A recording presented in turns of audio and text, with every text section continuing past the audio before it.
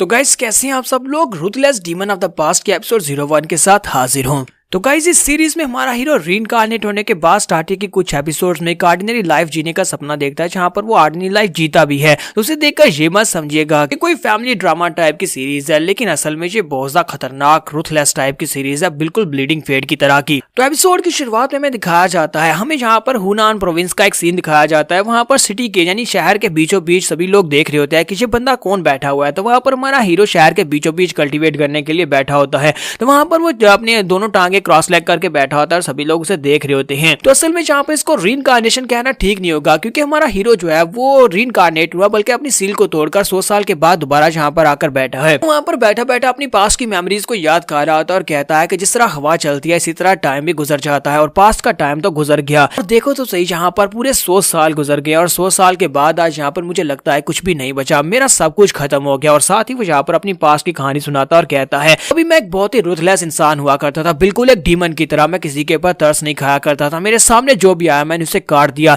हर तरफ सिर्फ और सिर्फ लाशें बिखरी होती थी, खून ही खून हुआ करता था। मेरे सामने चाहे पूरी की पूरी आर्मी क्यों ना आ जाती, लेकिन मैं अपनी तलवार की मदद से पूरी की पूरी आर्मी को डिस्ट्रॉय कर देता, सभी को बहुत ही बेदर्दी से मार देता। चाहे वो लोग भागने की कोशिश करते, लेकिन मैं किसी एक को भी नहीं छोड़ता था। और जहां पर भी मैं जाता था वहां पर लाशों के ढेर होते थे। यहाँ तक कि जो दुनिया मेरे लिए सिर्फ और सिर्फ एक मजाक थी और इस दुनिया में रहने वाले सभी लोग मेरे लिए मजाक थे। और इसी वजह से लोगों ने, यानी कि जहाँ के इस दुनिया में रहने वाले लोगों ने मुझे एक निकनेम दिया था। उन्होंने मुझे यहाँ पर रूथलेस डीमन का नाम दिया था। ये कहना गलत नहीं होगा कि मैं उस वक्त में इंसानियत का सबसे बड़ा दुश्मन था। चाहे कोई कितना बड़ा क्यों ना हो, चाहे कोई कितना छोटा क्यों ना हो, चाहे कोई कितना पावरफुल क्यों ना हो, मेरे सामने आने के बाद उसका मरना तो तय था। और ये कितना ज्यादा बोरिंग था कि सभी लोग मेरे हाथों से मारे जाते थे। यहीं पर हमारा हीरो जो होता है वो अपनी लाइन क्रॉस करता है, यानी कि वहां पर सभी लोगों को मार आता है। तो एक दिन जब वो सभी लोगों को मारकर वहां पर खड़ा होता है, इसी के साथ ही वहां पर 8 प्रोटेक्टर्स आ जाते हैं, जो कि इस दुनिया के प्रोटेक्टर्स हैं। उनके पास डिवाइन पावर्स हैं। तो वो कहते हैं ये कितना ज्यादा बोरिंग है, एक बंदा जो कि इस दुनिया का सबसे ज्यादा पावरफुल इंसान बन चुका है, सबसे रूथलेस इंसान है, उसे यहाँ पर ये टाइटल दिया गया है, लेकिन वो यहाँ पर क्या कर रहा है। इसके साथ ही वहां पर उसके पांव जो होते हैं वो बर्फ में जमना शुरू हो जाते हैं, क्योंकि वो लोग वो अपनी पावर्स को यूज करते हुए उसको बर्फ में जमा रहे होते हैं। पर वो सभी लोग जो होते हैं उसे देखकर हंस रहे होते हैं। तो वो 8 इमोर्टल्स होते हैं जो कि इस दुनिया के रखवाले होते हैं, और उनके बारे में बताया जाता है कि वो सभी लोग सेंट्रल प्लेन्स की रक्षा करते हैं। उनमें से एक कहता है कि जरा देखो तो सही, इसने यहाँ पर सारी हदों को क्रॉस किया है, इसने यहाँ पर रूथलेसनेस की हर एक हद को पार किया। और यहाँ पर एक कहता है कि मैं इसको यहाँ पर इतनी सजा देना चाहता हूँ कि पर्सनली अपने हाथ से इसको मारना चाहता हूँ। दूसरा कहता है लेकिन हम लोग यहाँ पर इसको अपने हाथ से नहीं मार सकते, क्योंकि इस वक्त ये इस दुनिया का सबसे ज्यादा स्ट्रॉन्गेस्ट इंसान बन चुका है और यहाँ पर इस दुनिया में कोई इंसान इसका मुकाबला नहीं कर सकता। इसी वजह से हम इमोर्टल्स को इसका मुकाबला करना पड़ेगा। लेकिन काफी अफसोस की बात है कि हम लोग इस बंदे को यहाँ पर मार तो नहीं सकते, लेकिन इसे यहाँ पर सील किया जा सकता है। तो वो सभी लोग अपनी पावर्स को रिलीज करने के बाद आइस के साथ उसकी पूरी बॉडी को वहां पर कवर कर देते हैं, और आइस के साथ उसकी पूरी बॉडी को वहां पर कवर करने के बाद वो उसकी बॉडी को एक लेक के अंदर फेंक देते हैं, जहां पर लेक काफी ज्यादा गहरी होती है। उसकी गहराई में वो आइस जो होती है गहराई के अंदर जाकर बैठ जाती है।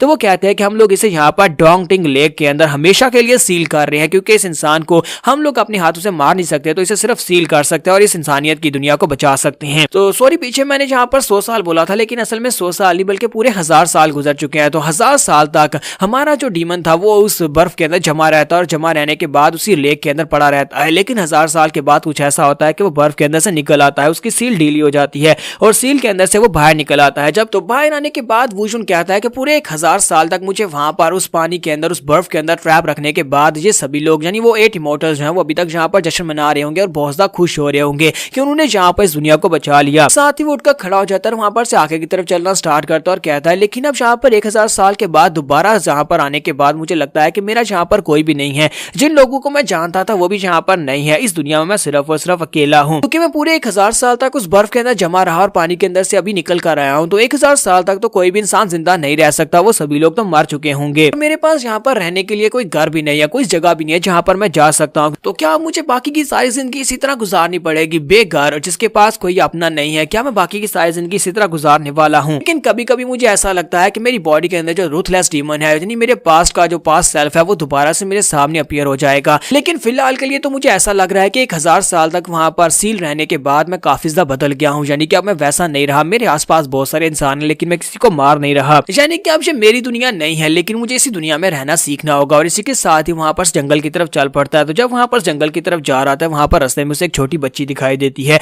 जो कि शायद मांगने वाली होती है, लेकिन वो बुरी हालत में होती है और अपनी आखिरी सांसें ले रही होती है। तो हमारा वूजुन उसके पास आता है, उसके पास खड़ा होकर देखता है कि क्या ये लड़की, इसके कपड़े देखकर तो लगता है ये भीख मांगने वाली है। वो आगे बढ़ता है, उसकी पल्स को चेक करता है और कहता है कि इसकी पल्स तो है, यानी अभी तक जिंदा है लेकिन अपनी आखिरी सांसें ले रही है और कुछ ही घंटों में यहाँ पर मर जाएगी। लगता नहीं है कि यहाँ पर 4 घंटों से ज्यादा ये जी पाएगी, ये मरने वाली है। फिर साथ ही वो उस लड़की की तरफ देखता है तो उस लड़की की आंखें खुली होती है, यानी कि उसकी तरफ देख रही होती है। तो वूजुन कहता है कि मुझे इस सबसे क्या फर्क पड़ता है, बहुत सारे लोगों की जान तो मैंने अपने हाथों से ली थी, एक बच्ची यहाँ पर मर जाएगी तो मुझे क्या फर्क पड़ेगा। लेकिन साथ ही उसे यहाँ पर अपना छोटापन दिखाई देता है जब वो छोटा बच्चा था और वो भी यहाँ पर इसी तरह भीख मांगा करता था। तो वो वहां पर उठकर खड़ा होता है, फिर साथ ही कहता है मैं इसे यहाँ पर मरने नहीं दे सकता। तो वो उस बच्ची से कहता है कि लड़की, अपने आप को बहुत ज्यादा लकी समझो कि आज मैं यहाँ पर तुम्हारी जान बचा रहा हूँ। और वो अपनी स्पिरिचुअल एनर्जी उसकी बॉडी के अंदर डालता है। तो जब स्पिरिचुअल एनर्जी उसकी बॉडी के अंदर डालता है तो वो कहता है मुझे लगता है कि कुछ और घंटों तक ये जिंदा रह पाएगी, तब तक कोई ना कोई यहाँ पर आ जाएगा और इसको बचा लेगा। लेकिन यहाँ पर बड़ी प्रॉब्लम यह है कि ये लड़की भूखी है क्योंकि उसके पेट के अंदर से गुड़ुल गुड़ुल की आवाज आ रही होती है। तो वो कहता है कि इस लड़की को भूख लगी है, अब मैं यहाँ पर क्या करूं, मैंने इसे अपनी एनर्जी तो दे दी लेकिन फिजिकल एनर्जी कहां से लेकर आऊं, इसको खाना देना पड़ेगा। इसी के साथ ही वो अपनी जेब के अंदर हाथ डालता है तो उसकी जेब के अंदर से 2 पिल्स निकलती हैं। तो वो कहता है यहाँ पर 2 पिल्स हैं जो कि एनर्जी को बढ़ा सकती हैं, लेकिन ये पिल्स 1000 साल पुरानी है, ये तब से मेरी जेब के अंदर है, पता नहीं इनका इफेक्ट यहाँ पर होगा भी या नहीं, कहीं ऐसा ना हो कि इस लड़की के ऊपर कोई साइड इफेक्ट हो जाए। ये पिल्स पिछले 1000 साल से मेरी जेब के अंदर थी और गंदी हो सकती हैं और हो सकता है कि इसको खाने के बाद इस लड़की बेचारी को डायरिया हो जाए, हो सकता है कि इसमें ये मर भी सकती है। लेकिन मुझे लगता है कि इस वक्त फिलहाल के लिए मेरे पास इसको देने के लिए कुछ भी नहीं है, खाने को देने के लिए कुछ नहीं है, तो इसी पिल से काम चलाया जा सकता है। वैसे भी तो ये मरने वाली है तो क्या पता पिल खाकर ठीक हो जाए। तो हमारा वूजुन जो होता है उसके मुंह में पिल डालता है, पिल डालने के बाद वहां पर से उठ जाता है और वहां पर से चला जाता है। जबकि वो लड़की अपनी आंखें खोलती है और कहती है कि अब यहाँ पर कौन है, इसने उसकी मदद की है। नेक्स्ट सीन में सुबह का दिखाया जाता है। तो सुबह के वक्त वो लड़की जो होती है अपने हाथ में एक बन लेकर उसके पास आती है। वूजुन वहीं पर दूर जाकर एक पेड़ के पास बैठा होता है, वहां पर सो रहा होता है। तो वो लड़की उसके पास आती है और उसके सामने बंद करती है। तो ये देखकर वूजुन काफी हैरान होता है। तो वो लड़की चमकती हुई आंखों के साथ उसकी तरफ देख रही होती है। वूजुन उसे कहता है कि इस बात का क्या मतलब है, तुम इस बन को मेरे लिए सामने क्यों कर रही हो। तो वो लड़की आगे से मासूमपना दिखाते हुए से कहती है ये तो डंपलिंग है और तुम्हारे लिए है। तो वो उसे कहता है क्या ये मेरे लिए है, लेकिन तुम मुझे क्यों दे रही हो, मैं यहाँ पर तुम्हारे पास से कुछ लेकर क्यों खाऊंगा। तो फिर साथ ही वहां पर फिर से स्पार्कल करना शुरू कर देती है। वूजुन उसके पास से बन लेकर नहीं खाता और कहता है कि नहीं, मैं इसके पास से बन क्यों लूं। फिर साथ ही वो सोच रहा था कहीं ऐसा तो नहीं है कि मैंने इसकी जान बचाई और यहाँ पर एहसान का बदला चुकाना चाहती है। वूजुन उसकी तरफ देखता है तो वो मुस्कुरा रही होती है। तो उसी के साथ ही वो पीछे की तरफ घूम जाता है और कहता है नहीं, मैं ये नहीं खाने वाला, क्योंकि वो लड़की उसके सामने ऐसा फेशियल एक्सप्रेशन देती है जिसकी उसे बिल्कुल भी आदत नहीं होती। तो वो कहता है कि मैं पास का डीमन हूं जो कि इस तरह के फेशियल एक्सप्रेशन से बिल्कुल भी रिकॉग्नाइज नहीं हूं। मुझे सिर्फ वो फेशियल एक्सप्रेशन पसंद है जिनमें लोग मेरे से बहुत ज्यादा डरे हों और उनके चेहरे के ऊपर डर हो। नेक्स्ट सीन अगले दिन का दिखाया जाता है। अगले दिन वो लड़की फिर से उसके लिए बन लेकर आती है। तो अगले दिन जब वो उसके लिए बन लेकर आती है तो वो फिर से उसे ना करता है, लेकिन जब वो तीसरे दिन उसके लिए बन लेकर आती है तो वो दोनों वहीं पर बैठकर बन खा रहे होते हैं। तो हमारा वूजुन कहता है कि उसके बाद से हर रोज वो लड़की मेरे लिए बन लेकर आती है और मैं वहीं पर बैठकर उसके पास से बन लेकर खाता, और दोनों में अब यहाँ पर काफी ज्यादा दोस्ती हो गई है। तकरीबन 2 हफ्ते गुजर चुके हैं और दोनों अब यहाँ पर इकट्ठे बैठकर बंस खाते हैं। तो वूजुन कहता है कि ये काफी ज्यादा अजीब था, वो लड़की मेरे पास बैठकर वो बन खाती थी और उसके चेहरे के ऊपर एक स्माइल रहती थी, हालांकि उसके कपड़े फटे हुए हैं और शायद वो कहीं से भीख मांग कर लाती है। मुझे उसके चेहरे के एक्सप्रेशंस बहुत ज्यादा अजीब लगते हैं और बहुत ज्यादा अच्छे भी लगते हैं, लगता है कि मैं यहाँ पर बदल रहा हूँ। तो अब मुझे महसूस होता है कि अच्छा होना इतना भी बुरा नहीं है। तो गाइस यहाँ पर मैं इस एपिसोड 01 को खत्म करूंगा, तो आप लोग कमेंट करके बताइएगा कि आपको कैसी लगी। क्योंकि अगर आपको पसंद आएगी और व्यूज अच्छे आएंगे ब्लीडिंग फेट की तरह, तभी मैं इसको कंटिन्यू करूंगा, नहीं तो इसकी जगह के ऊपर कोई नए सीरीज शुरू करूंगा। तो लास्ट एपिसोड के एंड पे हमने देखा था कि हमारा वूजुन जो होता है उस लड़की के पास रोजाना बंद खाता है और वो दोनों वहीं पर जंगल में बैठकर बंस खाते हैं। तो इस एपिसोड की शुरुआत में हमारा वूजुन जो होता है वो दोबारा उस शहर में आता है। तो जब वो शहर की गलियों में वहां पर घूम रहा था तो उसी के साथ उसे साइड के ऊपर से किसी के चिल्लाने की आवाज आती है। एक शॉपकीपर चिल्लाकर कहता है कि लड़की, तुम रोजाना यहाँ पर आती हो और मेरे पास यहाँ पर से बंस चोरी करती हो, तुम्हारी हिम्मत कैसी हुई यहाँ पर से चोरी करने की। वहां पर उसे बहुत ही बुरी तरह से पीट रहा था और कहता है कि ये पहली बार नहीं है, तुम बार बार यहाँ पर आती हो और आकर यहाँ पर से चोरी करती हो, अगर 1-2 बार बीमार हो तो फिर तो यहाँ पर चलो तुम्हें माफ कर दें, लेकिन रोजाना तुम जहाँ से चोरी करती हो 2 पाउंड उठाकर ले जाती हो और उसके बाद मुझे यहाँ पर रात को पे करना पड़ता है। लड़की बेचारी वहाँ पर उससे मार खा रही होती है और कहती है प्लीज मुझे माफ कर दो, प्लीज मुझे माफ कर दो। वूजन भी वहीं पर जाकर खड़ा हो जाता है और वहाँ पर देख रहा होता है कि यहाँ पर क्या चल रहा है, ये लड़की को क्यों मार रहा है। लेकिन साथ ही वो सोच रहा होता है कि यहाँ पर इस लड़की को मार पड़नी भी चाहिए, क्योंकि यहाँ पर चोरी करके उसे बंस खिला रही थी, क्योंकि इस एज में अगर बच्चे चोरी करेंगे तो वो बड़े होकर और बड़े चोर बन सकते हैं। शॉपकीपर भी उसे पीट रहा था और कहता है कि अगर तुम यहाँ पर अभी चोरी कर रही हो तो फिर बाद में क्या होगा, तुम्हारे पेरेंट्स कहाँ पर है, चलो जल्दी से अपने पेरेंट्स का बताओ, मैं उन्हें जाकर बताकर आता हूँ कि तुम एक चोर बन चुकी हो। इसके बावजूद के वूजन वहाँ पर ये सोच रहा होता है कि इस लड़की को मार पड़नी चाहिए क्योंकि इसने चोरी किया, लेकिन साथ ही वो आगे बढ़ता है और जाकर उस शॉपकीपर को एक जबरदस्त किक मारता है। उसे किक मारता है तो बेचारा वहीं पर नीचे गिर जाता है और कहता है मेरा हाथ, तुमने मेरा हाथ तोड़ दिया। माना वूजन उसके सामने बिल्कुल बात भी नहीं करता, लेकिन उस लड़की की तरफ देखता है कि उसकी हालत काफी खराब होती है। फिर साथ ही वूजन वहां से भागना शुरू कर देता है। वो उस बंदे को मारकर वहां से भाग रहा होता है और कहता है कि मैं यहाँ पर और ज्यादा नहीं रुक सकता।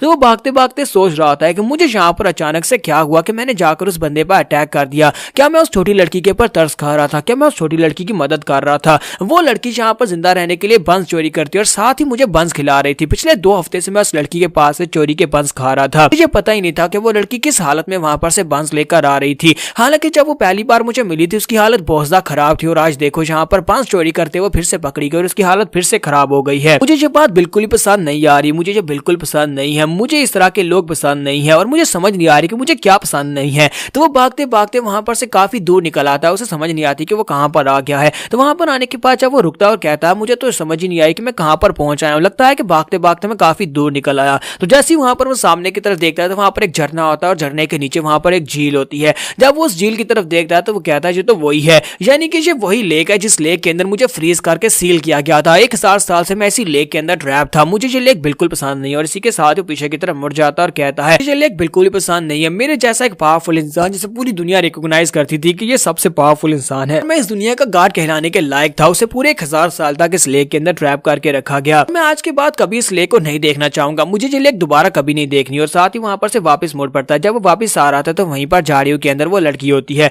तो वो लड़की वहां पर बुरी हालत में बाहर निकलती है और उसे कहती है फाइनली तू मुझे मिल ही गए। तो वो बड़ी बुरी तरह से मार खा के वहां पर आई होती है, उस बेचारी के पांव भी सूजे होते हैं। तो वो कहता है कि ये क्या, ये लड़की यहाँ पर फिर से उसी हालत में मुझे मिल रही है जिस तरह ये पहली बार मुझे मिली थी। तो वो उनसे कहता है कि मुझे एक बात बताओ कि तुम यहाँ पर मेरा पीछा क्यों कर रही थी, तुम मेरे पीछे पीछे यहाँ पर क्यों आई हो। इसी के साथ ही वो उसे कहती है कि मैं यहाँ पर, और फिर भागती हुई आगे बढ़ती है और कहती है कि मैं अकेला नहीं रहना चाहती, मुझे और ज्यादा अकेले नहीं रहना, मैं अकेले रह रह के तंग आ गई हूँ। और उसके साथ जाकर लिपट जाती है। जबकि हमारा वूजन वहां पर ये सुनने के बाद खामोश हो जाता है। फिर साथ ही वो कहता है मैं अपनी सारी जिंदगी बिल्कुल अकेला रहा हूँ, यानी कि मैं भी इसी की तरह एक अनाथ बच्चा था और उसके बाद जब पावरफुल हो गया तो फिर मैं एक रुथलेस इंसान बन गया, बिल्कुल एक डीमन की तरह। मैं उस वक्त बिल्कुल अकेला था, कोई मेरे पास नहीं था और फिर साथ ही पूरे 1000 साल तक मैं इस लेक के अंदर अकेला रहा। तो मुझे लगता है कि अब मुझे भी यहाँ पर अकेला नहीं रहना चाहिए। वो उस लड़की से कहता है कि मुझे बताओ कि तुम्हारा नाम क्या है। तो वो लड़की उसे कहती है कि मेरा नाम हवा स्वामी है। तो हमारा वूजन अपने हाथ को आगे बढ़ाता है और कहता है कि मुझे लगता है कि यही मेरी किस्मत है, दोबारा से यहाँ पर 1000 साल के बाद मैं इस दुनिया में वापस आया हूँ। तो मुझे लगता है कि इस लड़की के साथ रिलेशनशिप मेरे लिए यही इंपॉर्टेंट है और मुझे लगता है कि अब दोबारा से मैं वो लाइफ जी सकता हूँ जो लाइफ मुझे पहले कभी नहीं मिली। उसके सर पे हाथ रखते हुए उसे कहता है कि मेरा नाम डैन वूजून है,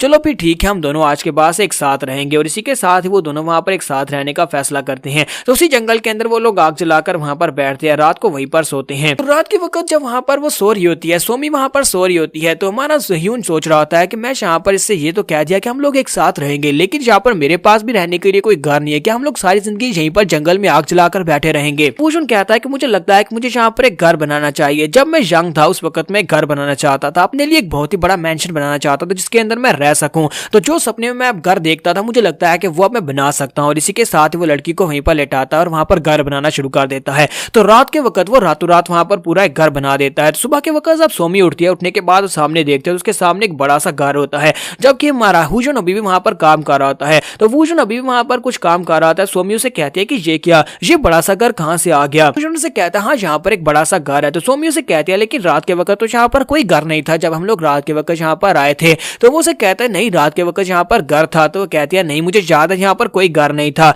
तो वो उसे कहता है नहीं यहाँ पर एक घर था। तो सोमी उसकी बात सुनने के बाद कहती है अब जबकि यहाँ पर इतने सीरियसली बात कर रहा है तो मुझे लगता है कि मुझे याद नहीं होगा, हो सकता है कि रात के वक्त यहाँ पर कोई घर और अंधेरे की वजह से मुझे दिखाई ना दिया हो, क्योंकि ये मेरे साथ यहाँ पर झूठ तो नहीं बोलेगा, ये यहाँ पर इस बार में झूठ तो नहीं बोल सकता ना कि यहाँ पर एक घर नहीं था। फिर साथ ही वो कहती है यहाँ पर इतना खूबसूरत घर एक ही रात में कैसे अपीयर हो गया, लेकिन ऊपर से इतना खूबसूरत खूबसूरत है कि जहाँ पर इसके ऊपर जो लकड़ी लगी है वो बहुत ज्यादा स्पेशल है और ऊपर से इसके ऊपर इतने अच्छे कलर है। मैंने ऐसा घर पहले कभी नहीं देखा। तो कहती है जो घर तो बहुत ज्यादा कूल है और बहुत ज्यादा बड़ा भी है कि ये तो बिल्कुल एक विला की तरह है। तो वो उसे कहता है क्या तुम्हें ये घर पसंद आया तो हम लोग इस घर के अंदर रह सकते हैं, मुझे पूरी रात लगी इसको बनाने में। तो वो उसकी बात सुनने के बाद कहती है तुमने तो कहा था कि तुमने इस घर को नहीं बनाया बल्कि ये घर यहाँ पर पहले से मौजूद था। तो वूजन उसे कहता है मेरे कहने का मतलब ये था घर यहाँ पर पहले से था लेकिन मैंने इसको रिपेयर करके अच्छा बना दिया है। तो सोमी ये बात सुनने के बाद कहती है चलो जो भी हो ये घर तो बहुत ज्यादा खूबसूरत है, हम लोग इस घर के अंदर रह सकते हैं। फिर साथ ही वो कहती है लेकिन इस घर की दीवार क्यों नहीं है, क्योंकि घर तो बहुत ज्यादा अच्छा है लेकिन इसके इर्द गिर्द यहाँ पर फेंस एरिया होना चाहिए, इसके इर्द गिर्द यहाँ पर दीवार होनी चाहिए। मुझे लगता है किसी वजह से यहाँ पर इस घर के ओनर ने इसको छोड़ दिया होगा। तो फिर वहाँ पर रात गुजरती है और अगले दिन सुबह सुबह वहाँ पर फेंस भी बन जाती है। तुझे देखकर सोमी काफी ज्यादा हैरान होती है और कहती है अब यहाँ पर ये फेंस कहाँ से आ गई, कल तो यहाँ पर फेंस नहीं थी।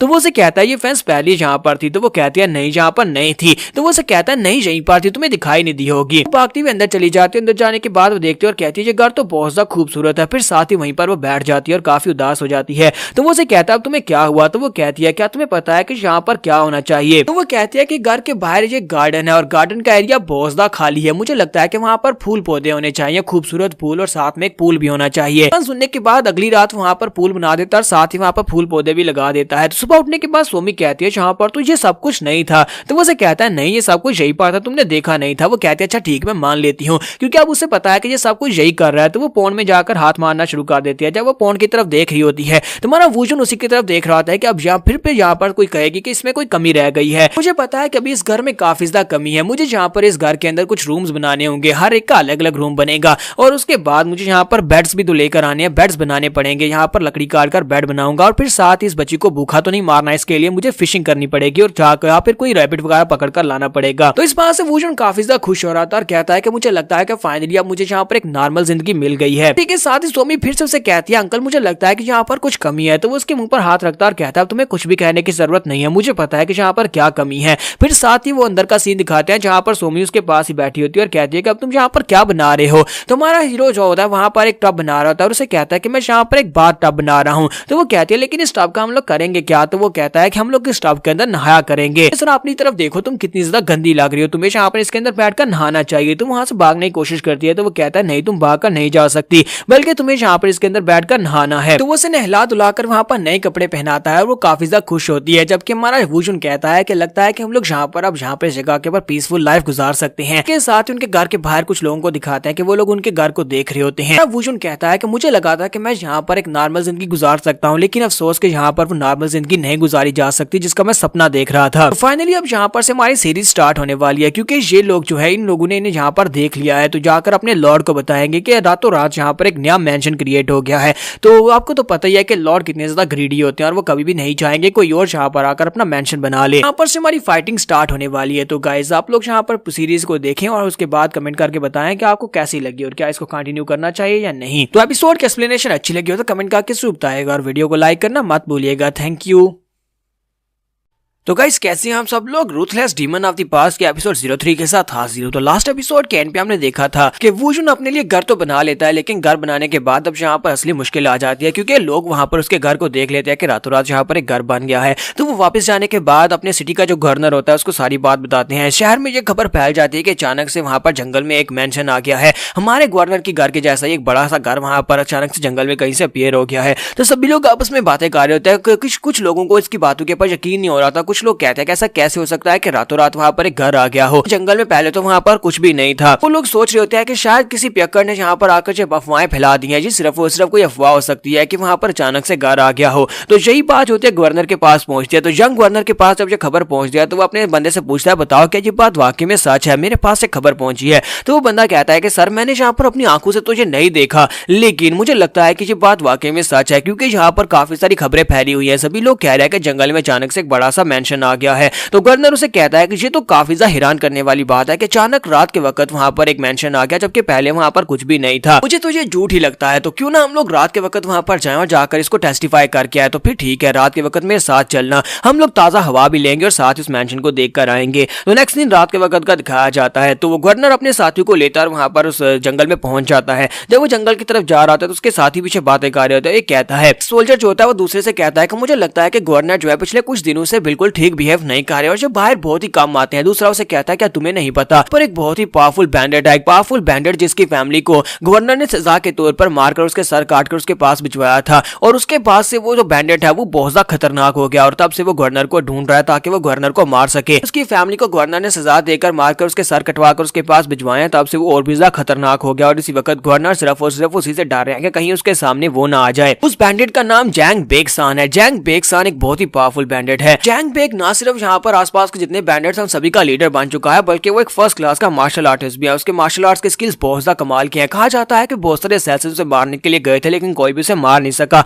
वो सभी असैसिन्स को मार डालता है क्योंकि उसके जो स्किल्स हैं वो काफी ज्यादा बेहतर हैं। और ये भी कहा जाता है कि उसकी कैवलरी इतनी ज्यादा बेहतर है कि अगर आप लोग यहाँ पर अपने बेस्ट घोड़ों को लेकर भी उसके पीछे जाएंगे तब भी आप उसको नहीं पकड़ पाएंगे। यही वजह है कि गवर्नर कभी भी उसका पता नहीं लगा पाया और गवर्नर उसको पकड़ नहीं पाए। हालांकि वो जब जाए जहां पर जाता है लूट मार मचाता है और लोगों को मार डालता है। लेकिन अभी भी यहाँ पर रॉयल फैमिली की तरफ से उन बैंडेड्स को ढूंढा जा रहा है, स्पेशली जैंग बेक को ढूंढा जा रहा है और बहुत ही जल्दी उसको ढूंढकर मार दिया जाएगा। तो वो गवर्नर से कहता है कि गवर्नर मुझे लगता है कि बहुत ही जल्दी जो है आपको टेंशन फ्री हो जाएंगे। तो गवर्नर कहता है कि हाँ मुझे लगता है कि जल्दी से उसको पकड़ लिया जाएगा। साथ ही उनकी नजर वहां पर सामने पड़ती है। तो जैसे वहां पर वो सामने देखते हैं तो वहां पर उनके सामने एक मेंशन होता है। तो वो लोग इस बात से पहुंचता हैरान होते हैं और कहते हैं ये क्या, हमारे सामने तो एक बड़ा सा मेंशन है, ये मेंशन अचानक से यहाँ पर से कहाँ आ गया। तो गवर्नर कहता है कि मुझे लगा नहीं था कि ये वाकई में सच्ची बात होगी, मुझे तो लगा था ये सिर्फ और सिर्फ कहानियां होंगी, लेकिन जहाँ पर तो वाकई में एक बहुत बड़ा मैनर है। वो लोग वहां पर उस मैनर को देख रहे होते हैं। इसी के साथ एक सोल्जर अपने घुटने टेक कर वहीं पर बैठ जाता है और वहां पर साथ ही अपने देवता की वहां पर पूजा करना शुरू कर देता है और कहता है कि मुझे लगता है कि ये हमारे देवता की तरफ से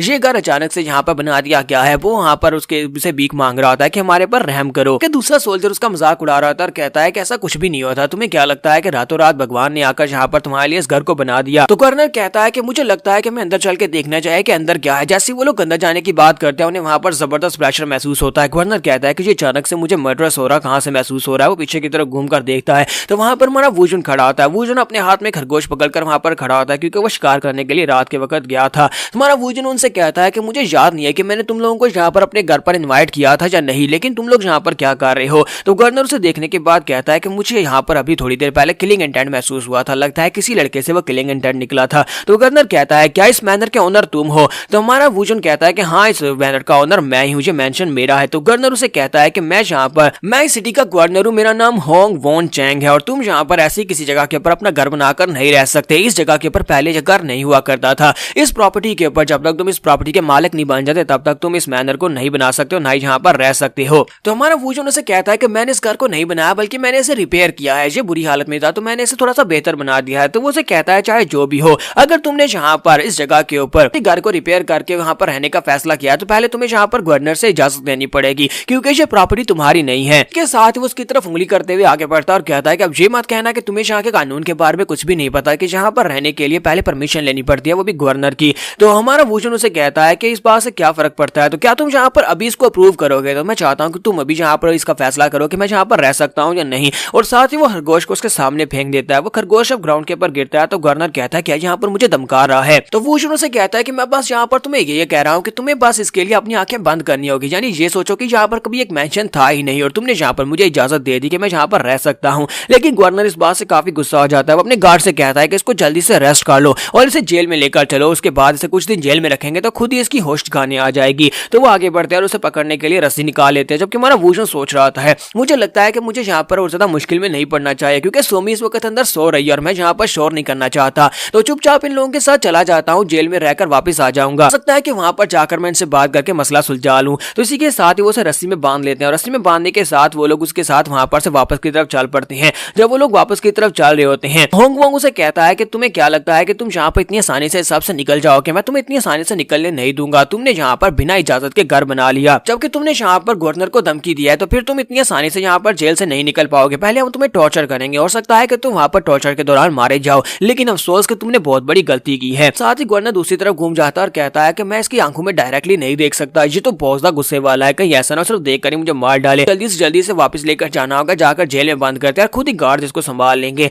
जैसे वो लोग आगे बढ़ने लगते हैं तो हमारे वूजन को वहां पर कुछ महसूस होता है, तो वूजन साइड के ऊपर देखता है। तो इसी के साथ ही एक गार्ड उसे कहता है कि लड़के जो तुम क्या कर रहे हो, तुम यहाँ पर साइड के ऊपर क्यों देख रहे हो। और इसी के साथ एक तीर उड़ता हुआ उसकी तरफ आगे बढ़ता है, सीधा आकर उसके गले में लग जाता है। तो वो लड़का वो गार्ड जो होता है वहीं पर ग्राउंड के ऊपर गिर जाता है और मर जाता है। बाकी के सभी लोग बहुत ज्यादा एक्टिव हो जाते हैं। वो लोग कहते हैं कि यहाँ पर क्या चल रहा है। गवर्नर अपने साथी से कहता है कि हो क्या रहा है, और साथ ही उनके ऊपर तीरों की बरसात रात होती है, ऊपर से बहुत सारे तीर उनके ऊपर गिरते हैं और वो सभी तीर जो होते हैं उनके ऊपर लगना स्टार्ट हो जाती है। तो सभी तीर जब उनके ऊपर लगते हैं तो वो सभी गार्ड्स मर जाते हैं। सभी गार्ड्स के मरने के बाद अब सिर्फ और सिर्फ गवर्नर और उसके साथ वूंजिन वहां पर बचते हैं। वूंजिन तो रस्सियों में बंधा होता है लेकिन गवर्नर अभी वहां पर नीचे गिरा पड़ा होता है। गवर्नर कहता है कि यहाँ पर हुआ क्या, किसने ये सब कुछ किया, मेरे साथियों को किसने मार दिया। तो यहीं पर जैंग बेक पहुंच जाता है। इसी के साथ ही सामने से जैंग बेक की आवाज आती है। जैंग बेक चिल्लाकर कहता है कि सभी लोग आगे बढ़ो, इनको घेर लो, किसी को यहाँ से जाने मत देना। गवर्नर वहां पर जैंग बेक को देखने के बाद बहुत सा घबरा जाता है और कहता है कि ऐसा कैसे हो सकता है, ये तो जैंग बेक है। जैंग बेक उसे कहता है कि तुम्हें किसने कह दिया था कि रात के वक्त यहाँ पर अकेले निकलो, तुम्हें नहीं पता कि मैं अभी तक जिंदा हूँ और तुम यहाँ पर रात के वक्त आकर सैर सपाटा कर रहे थे। तो जैंग बेक गवर्नर से कहता है कि आज यहाँ पर मैं उस सबका बदला लेने वाला हूँ जो तुमने मेरी फैमिली के साथ किया था, तो आज यहाँ पर तुम मरने वाले हो। तो हमारा गवर्नर जो होता है वो बेचारा बहुत ज्यादा घबराया हुआ होता है और कहता है कि अब मैं यहाँ पर क्या करूँ। फिर साथ ही वो सोच रहा होता है कि यहाँ पर तकरीबन 6 महीने पहले हमने इसकी फैमिली को पकड़ लिया था और इसकी फैमिली को मारने का फैसला रॉयल फैमिली ने किया था और उनके सर काटकर हमने इसके पास भिजवाया था और इसके अपनी फैमिली के सर कटे हुए देखकर जो बंदा बहुत ज्यादा गुस्सा हो गया और उसके बाद इसने रैंपेज शुरू कर दिया और आसपास के गांव में जिसको भी ये पकड़ता उसको मारना शुरू कर दिया था। जबकि वूजुन वहां पर खड़ा खड़ा सोच रहा होता है कि इस वक्त सोमी अंदर आराम से सो रही है और जी सभी लोग यहाँ पर शोर मचा रहे हैं, इन सभी लोगों को यहाँ पर अपनी आवाज को कम करना चाहिए, कहीं ऐसा ना हो कि बच्चा जाग जाए। तो गवर्नर के पास सिर्फ एक तलवार होती है। वो अपनी तलवार निकालता और कहता है कि मुझे नहीं लगता कि ये बंदा अगर मैं इसको आजाद कर भी देता हूँ ये मेरी कोई मदद कर पाएगा, क्योंकि ये सिर्फ और सिर्फ यहाँ पर बंदी है और मेरे पास एक तलवार और एक तलवार के साथ मैं इतने सारे बैंडेट्स के साथ फाइट नहीं कर पाऊंगा। यहाँ पर तकरीबन 50 से भी ज्यादा बैंडेट्स होंगे। तो लगता है कि अब यहाँ पर ये सब कुछ खत्म होने वाला है, लगता नहीं है कि मैं यहाँ पर बच पाऊंगा। तो यहाँ पर हम लोग अपनी एपिसोड 03 का एंड करेंगे और नेक्स्ट एपिसोड में देखेंगे क्या ये सभी लोग यहाँ पर इसको मार पाएंगे या नहीं। एपिसोड की एक्सप्लेनेशन अच्छी लगी हो तो कमेंट करके जरूर बताइएगा और वीडियो को लाइक करना मत भूलिएगा। Thank you. तो लास्ट एपिसोड के एंड पे हमने देखा था कि गवर्नर के पास अब यहाँ पर बचने का कोई रास्ता नजर नहीं आ रहा था। उसके पास सिर्फ एक तलवार और सामने उसके 50 से भी ज्यादा लोग हैं, वहाँ पर बिल्कुल अकेला है। तो जबकि दूसरी तरफ से जैंग बेक के साथ ही चलाकर उसे कहता है कि बॉस हमें यहाँ पर इस कमीने को मारने दो, इसने तुम्हारी फैमिली को मारा था, हम तुम्हारी फैमिली का बदला लेंगे। और उनमें से एक आगे बढ़ता है, जाकर उसको पकड़ लेता है, उसको गले से पकड़ता और कहता है कि मैं यहाँ पर इसको मारता हूँ, प्लीज मुझे यहाँ पर इसे मारने दो, मैं इसके पहले बाजू काटूंगा और इसके बाजुओं को कुत्तों को खिलाऊंगा और इसके खुद वहां पर देखने को मजबूर करूंगा कि जब इसके बाजू को कुत्ते खा रहे होंगे तब ये अपनी आंखों से ये सब कुछ देखेगा। तो वो उसे कहता है प्लीज प्लीज मुझे माफ कर दो, मुझे मत मारो। लेकिन इसी के साथ ही उसे उठाकर ग्राउंड के ऊपर पटक देता और कहता है मैं तो कब से इस दिन का इंतजार कर रहा था कि कब तुम्हारे मुंह से मैं ये अल्फाज सुन सकूं। तो गवर्नर तुमने यहाँ पर फाइनली ये अल्फाज कह ही दिए, तुमने मेरी फैमिली के साथ जो कुछ भी किया था वो बिल्कुल भी ठीक नहीं था और अब यहाँ पर फाइनली तुम मेरे सामने घुटने टेक कर पड़े हो। मुझे लगता है कि ये मेरी जिंदगी का सबसे ज्यादा खुशी वाला दिन है कि आज यहाँ पर मैं तुम्हें अपने घुटनों पर नीचे झुकाया हुआ है। वैसे तो मैं यहाँ पर तुम्हारा ये डरा हुआ चेहरा सारी जिंदगी देखना चाहता हूँ, लेकिन अफसोस कि मैं ये सब कुछ कर नहीं सकता। तुम एक गवर्नर और बहुत ही जल्दी रॉयल फैमिली यहाँ पर मेरे पीछे आ जाएगी, तो इसलिए आज यहाँ पर मुझे तुम्हें मारना होगा और आज यहाँ पर तुम्हारा फ्यूनरल होगा। और इसी के साथ ही उसे सर से पकड़कर ऊपर उठाता और कहता है मैं तुम्हें बिल्कुल भी नहीं छोड़ सकता। और अपने साथियों से कहता है कि इसे पकड़ लो, इसे अपने साथ लो, हम इसे पहले अपने साथ लेकर जाएंगे और अपने अड्डे पर जाकर इसको टॉर्चर करेंगे, इसे बहुत ज्यादा टॉर्चर करेंगे और उसके बाद जाकर इसे सजाए मौत मिलेगी। जबकि हमारा वूशुन वहीं पर खड़ा होता है, वो चिल्लाकर उसे कहता है कि वूशुन प्लीज मेरी मदद करो, प्लीज मेरी मदद करो, तुम यहाँ पर खड़े क्यों हो, तुम यहाँ पर मेरी मदद करो कि मैं तुम्हारे लिए कुछ भी करने को तैयार हूँ। बैंडिट का एक साथी उसे कहता है कि बॉस जैंग बेक अब हम लोग इस लड़के का क्या करें, इसको क्या करें, क्या इसको भी साथ ले आए या फिर इसको छोड़ दें। तो वो उसकी तरफ देखता है तो वो रस्सी में बंधा होता है, उसे लगता है कि शायद ये कोई क्रिमिनल है जिसने यहाँ पर कोई क्राइम किया होगा, इसे पकड़कर लेकर जा रहे थे। तो वो उसकी रस्सी काट देता है और कहता है कि लड़के अपने आप को लकी फील करो कि हमने यहाँ पर तुम्हारी मदद कर दी है, जाओ तुमने जो कुछ भी किया था वो सब कुछ माफ किया जाता है और तुम यहाँ पर से आजाद हो। और गवर्नर तो वैसे यहाँ पर मरने वाला, तुम्हें कोई भी सजा नहीं देगा। तो सभी लोग वहां पर उसे लेकर जा रहे होते हैं। जब वो लोग वहां से लेकर जा रहे होते हैं तो गवर्नर चिल्लाकर कहता है प्लीज प्लीज मुझे बचा लो, प्लीज मुझे बचा लो, मैं तुम्हारे लिए कुछ भी करने को तैयार हूँ, अगर तुम मुझे बचा लोगे तो मैं तुम्हारे लिए कुछ भी करूंगा। तो हमारा वूजन उसकी बात सुनने के बाद सोच रहा था, थोड़ी देर सोचने के बाद उसे कहता है ओ बिना बालों वाले जरा मेरी बात तो सुनो। ये बात सुनने के बाद जैंग बेक वहीं पर रुकता और कहता है क्या तुमने यहाँ पर मुझसे कुछ कहा। वो चिल्लाकर उसे कहता है कमीने कहीं कि तुम्हारी हिम्मत कैसे हुई यहाँ पर मुझे बिना बालों वाला कहने की, आखिर मैंने यहाँ पर तुम्हें जिंदा छोड़ दिया और तुम्हें यहाँ पर से आजाद किया और तुम बदले में यहाँ पर मुझे ये कह रहे हो। वूजन उसे कहता है कि हाँ मैं यहाँ पर तुम्ही से बात कर रहा हूँ, मुझे ये बताओ कि तुम लोग इस मेयर के साथ क्या करने वाले हो, क्या तुम इसे मार डालोगे। तो वो कहता है कि तुम्हें क्या लगता है कि मैं इसके साथ क्या करूंगा, इसने मेरी फैमिली के सर काट कर मेरे पास भिजवाए थे, मैं इसका सर काट कर रॉयल फैमिली के पास भिजवाऊंगा। तुम्हारा वूजन उसे कहता है कि तुम्हारी शक्ल देखकर ही लगता है कि तुमने बहुत सारे लोगों की जान ली होगी, तो अगर यहाँ पर इसने तुम्हारी फैमिली के 3 लोगों को मारकर उसका सर काट कर तुम्हारे पास भिजवा दिया तो इस बात से मुझे तो यही लगता है कि इसने उन लोगों का बदला लिया है। तो इसने सही किया और तुमने यहाँ पर गलत किया, अब तुम यहाँ पर इस बदले में इसको नहीं मार सकते। तुम इस बारे में क्या लगता है, क्या मैं यहाँ पर कुछ गलत कह रहा हूँ? तो वहाँ पर उसके साथ ही बहुत ज्यादा गुस्सा हो जाते हैं। वो सभी बैंडिट्स कहता है कि इस लड़के की हिम्मत कैसी हुई यहाँ पर हमारे बॉस को गलत कहने की, से लगता है कि हमारे बॉस यहाँ पर गलत है और जो गवर्नर ठीक है। तो बॉस कहता है कि रुक जाओ, तुम सभी यहाँ पर खामोश रहो। फिर साथ ही वो हंसना शुरू कर देता है और कहता है कि लड़के, तुम्हारे कहने का मतलब यह है कि तुम इस गवर्नर को बचाना चाहते हो। क्या तुम्हें लगता है कि तुम इस गवर्नर को बचा पाओगे? हमारा वूजन फिर से उसकी बात सुनने के बाद खामोश होता है। फिर साथ ही हमारा वूजन सोच रहा होता है कि यहाँ पर आसपास तकरीबन 50 लोग होंगे। मैं यहाँ पर 50 लोगों को मार तो सकता हूँ, लेकिन उससे काफी ज्यादा शोर होगा और मैं नहीं चाहता कि सोमी यहाँ पर उठ जाए। तो हमारा वूजन आगे बढ़ता है और उसे कहता है, गवर्नर मुझे बताओ, क्या तुम जिंदा रहना चाहते हो? तो गवर्नर कहता है, हाँ मैं जिंदा रहना चाहता हूँ। तो वूजन कहता है, तुम्हें बचाने के लिए यहाँ पर सिर्फ और सिर्फ एक ही कंडीशन होगी। अगर मैं तुम्हारी जान बचाता हूँ तो बदले में तुम्हें यहाँ पर इस मैनर के बारे में भूलना होगा। मुझे यहाँ पर रहने की अप्रूवल देनी होगी। दोबारा कभी भी मेरे मैनर की तरफ आंख उठाकर ना देखना। बैंडिट्स होते हैं वो काफी ज्यादा गुस्सा आ रहे होते हैं और कहते हैं कि ये यहाँ पर क्या बातें किए जा रहा है, पता नहीं ये क्या बकवास किए जा रहा है, मुझे समझ नहीं आ रही कि ये क्या बातें कर रहा है। दूसरा कहता है कि ये पागल तो नहीं हो गया। कि गवर्नर वहां पर सोच रहा था, मुझे लगता है कि यहाँ पर अपने मैनर के अंदर रहने की इजाजत मांग रहा है, क्योंकि इसी मैनर में ना बिना इजाजत के रहने की वजह से तो हम लोग यहाँ पर इसको अरेस्ट कर रहे थे। वूजन उसे कहता है कि जल्दी से सोचकर बताओ, क्योंकि ये एक बहुत ही अच्छी ऑफर है गवर्नर, जल्दी से सोचो, तुम्हारे पास टाइम कम है। तो वो कहता है, ठीक है, अगर तुम मुझे बचा लेते हो तो फिर ये जगह तुम्हारी, ये सारी प्रॉपर्टी तुम्हारे नाम कर दूंगा, तुम यहाँ पर रह सकते हो। गवर्नर जब वहां पर बात कर रहा था, जैंग बेग उसे किक मारता और कहता है कि तुम तो अपनी बकवास बंद करो, तुम यहाँ पर क्यों बात कर रहे हो? तो वूजन आगे बढ़ता है और कहता है कि मैं चाहता हूँ कि तुम सभी लोग पीछे हट जाओ। अगर अभी तुम लोग यहाँ से चले जाओगे तुम सभी लोग जिंदा बच जाओगे, जो यहाँ से चला जाएगा वो जिंदा रहेगा। एक बैंडिट आगे बढ़ता है और कहता है कि तुम्हारी हिम्मत कैसे हुई हमसे ये कहने की? क्या तुम्हें लगता है कि तुम कोई बहुत ही बड़े मार्शल आर्टिस्ट हो जहाँ पर हम सभी को हरा सकते हो? हम यहाँ पर तकरीबन 50 से भी ज्यादा लोग हैं। और वो उसके ऊपर अटैक करने के लिए आगे बढ़ता है। उसके पास उसकी तलवार होती है। वो अपनी तलवार के साथ जैसे जाकर उसके ऊपर अटैक करता है तो वहां पर वो लोग देख भी नहीं पाते। हमारा वूजन वहीं पर खड़े खड़े अपने हाथ को घुमाता है, सिर्फ हाथ को घुमाकर वो उसके ऊपर अटैक करता है। तो वो बैंडिट जो होता है बाकी के सभी बैंडिट के बीच से बड़ी तेजी के साथ उड़ता है, काफी दूर जाकर पीछे गिरता है और वहीं पर गिरकर मर जाता है। सभी लोग देखकर बहुत ज्यादा हैरान होते हैं और कहते हैं यहाँ पर हुआ क्या, जैंग वू के साथ क्या हुआ, जैंग वू इतनी आसानी से मर कैसे गया? तो गवर्नर भी ये देखकर बहुत ज्यादा हैरान होता है, जबकि जैंग बेग भी वहां पर सोच रहा था कि मैंने यहाँ पर देखा भी कुछ नहीं और इस लड़के ने बड़ी आसानी से जैंग वू को बड़ी आसानी से एक ही अटैक के साथ मार दिया। आखिर ये लड़का कौन है? क्या ये कोई बहुत ही महान मार्शल आर्टिस्ट मास्टर है? अगर ये वाकई में इतना बड़ा महान मास्टर है तो फिर इसने यहाँ पर इन गार्ड से अपने आप को बंदी क्यों बनने दिया और यहाँ पर रस्सियों में क्यों बंधा हुआ था? तो जैंग बेग क्योंकि खुद एक मार्शल आर्टिस्ट होता है तो वहां पर उसके स्किल्स को सेंस करने की कोशिश कर रहा था। वो कहता है, मुझे लगता है कि ये लड़का जो भी है ये मुझसे ज्यादा स्ट्रॉन्गर है, लेकिन मेरे पास यहाँ पर ज्यादा लोग हैं। अगर हम लोग यहाँ पर नंबर्स की बात करें तो वो सिर्फ अकेला, अगर वो एक महान मार्शल आर्टिस्ट मास्टर ही क्यों ना हो, लेकिन फिर भी यहाँ पर तकरीबन 50 लोगों से एक साथ फाइट करने में उसे भी काफी ज्यादा दिक्कत होगी।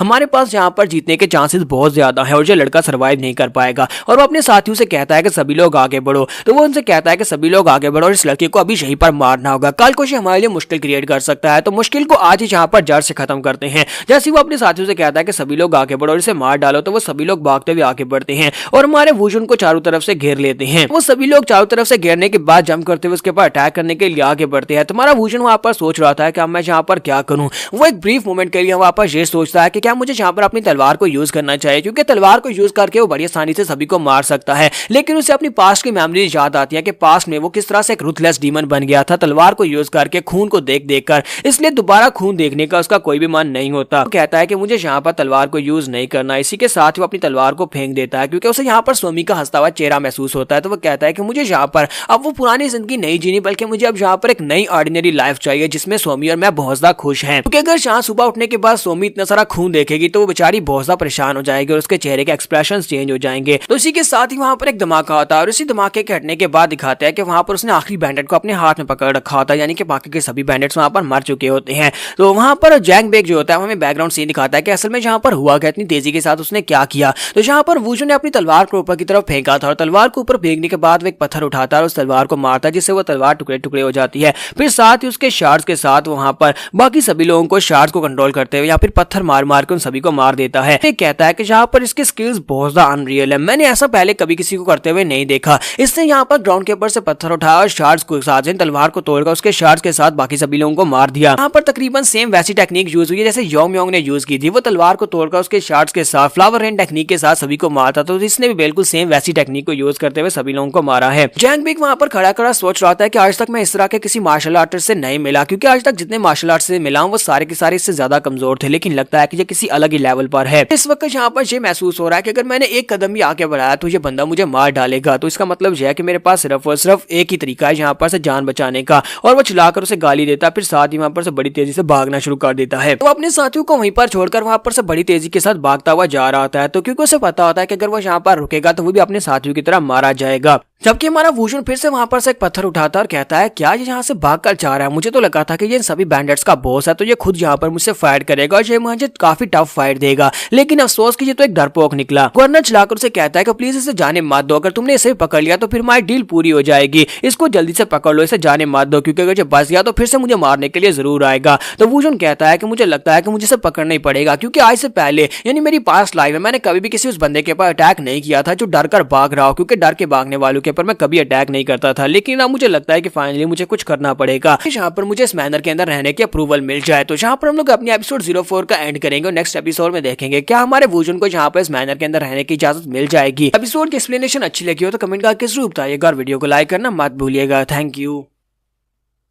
तो गाइस कैसे हैं आप सब लोग, रूथलेस के एपिसोड 05 के साथ हाजिर हो। तो लास्ट एपिसोड के एंड पे हमने देखा था तो बैंडिट्स का लीडर जैंग बेक जो होता है वहां से भागने की कोशिश करता है, वहां पर से भागकर जा रहा होता है। दूसरी तरफ से गवर्नर उसे कहता है कि मैं चाहता हूं कि तुम इसे मेरे लिए पकड़ो, अगर तुम इसे पकड़ लेते हो तो यहाँ पर मेरे लिए सारी मुश्किलें आसान हो जाएगी और यहाँ पर तुम्हें रहने की इजाजत भी मिल जाएगी। इसके साथ ही हमारा हीरो आगे बढ़ता है और जाकर उसको पकड़ लेता है। उसको पकड़ने के साथ साथ वो गवर्नर दोनों को वहां पर एक पेड़ के ऊपर टांग देता है। वो दोनों को वहां पर टांग देता है तो गवर्नर उसे कहता है कि अब इस बात का क्या मतलब है। तो हमारा हीरो उसे कहता है हम दोनों के दरमियान में जो एग्रीमेंट हुआ है तो मैं चाहता हूं कि तुम उस एग्रीमेंट को अच्छे से याद रखो, दोबारा कभी इस एग्रीमेंट के बारे में मत बोलना, क्या तुम समझ गए मैं तुम्हें क्या कह रहा हूं। तो गवर्नर उसे कहता है हाँ मुझे समझ आ गया कि तुम मुझे क्या कहने की कोशिश कर रहे हो। फिर साथ ही गुस्से के साथ उसे कहता है कि लेकिन मेरी इस बात को याद रखना, अगर दोबारा कभी भी तुमने यहाँ पर जंगल में आकर मेरे मैनर की तरफ आंख उठाकर भी देखा या फिर कोई सवाल किया कि मैं यहाँ पर क्यों हूँ, तो वो कहता है नहीं ऐसा कभी भी नहीं होगा, ऐसा कभी होगा ही नहीं, मैं यहाँ पर कसम खाता हूँ कि दोबारा कभी तुम्हारे मैंशन की तरफ आऊंगा भी नहीं। तो फिर साथ ही वो उसे कहता है कि यहाँ पर डील में एक और शर्त ऐड करो, तुम यहाँ पर मेरे बारे में किसी को भी कुछ नहीं बताओगे,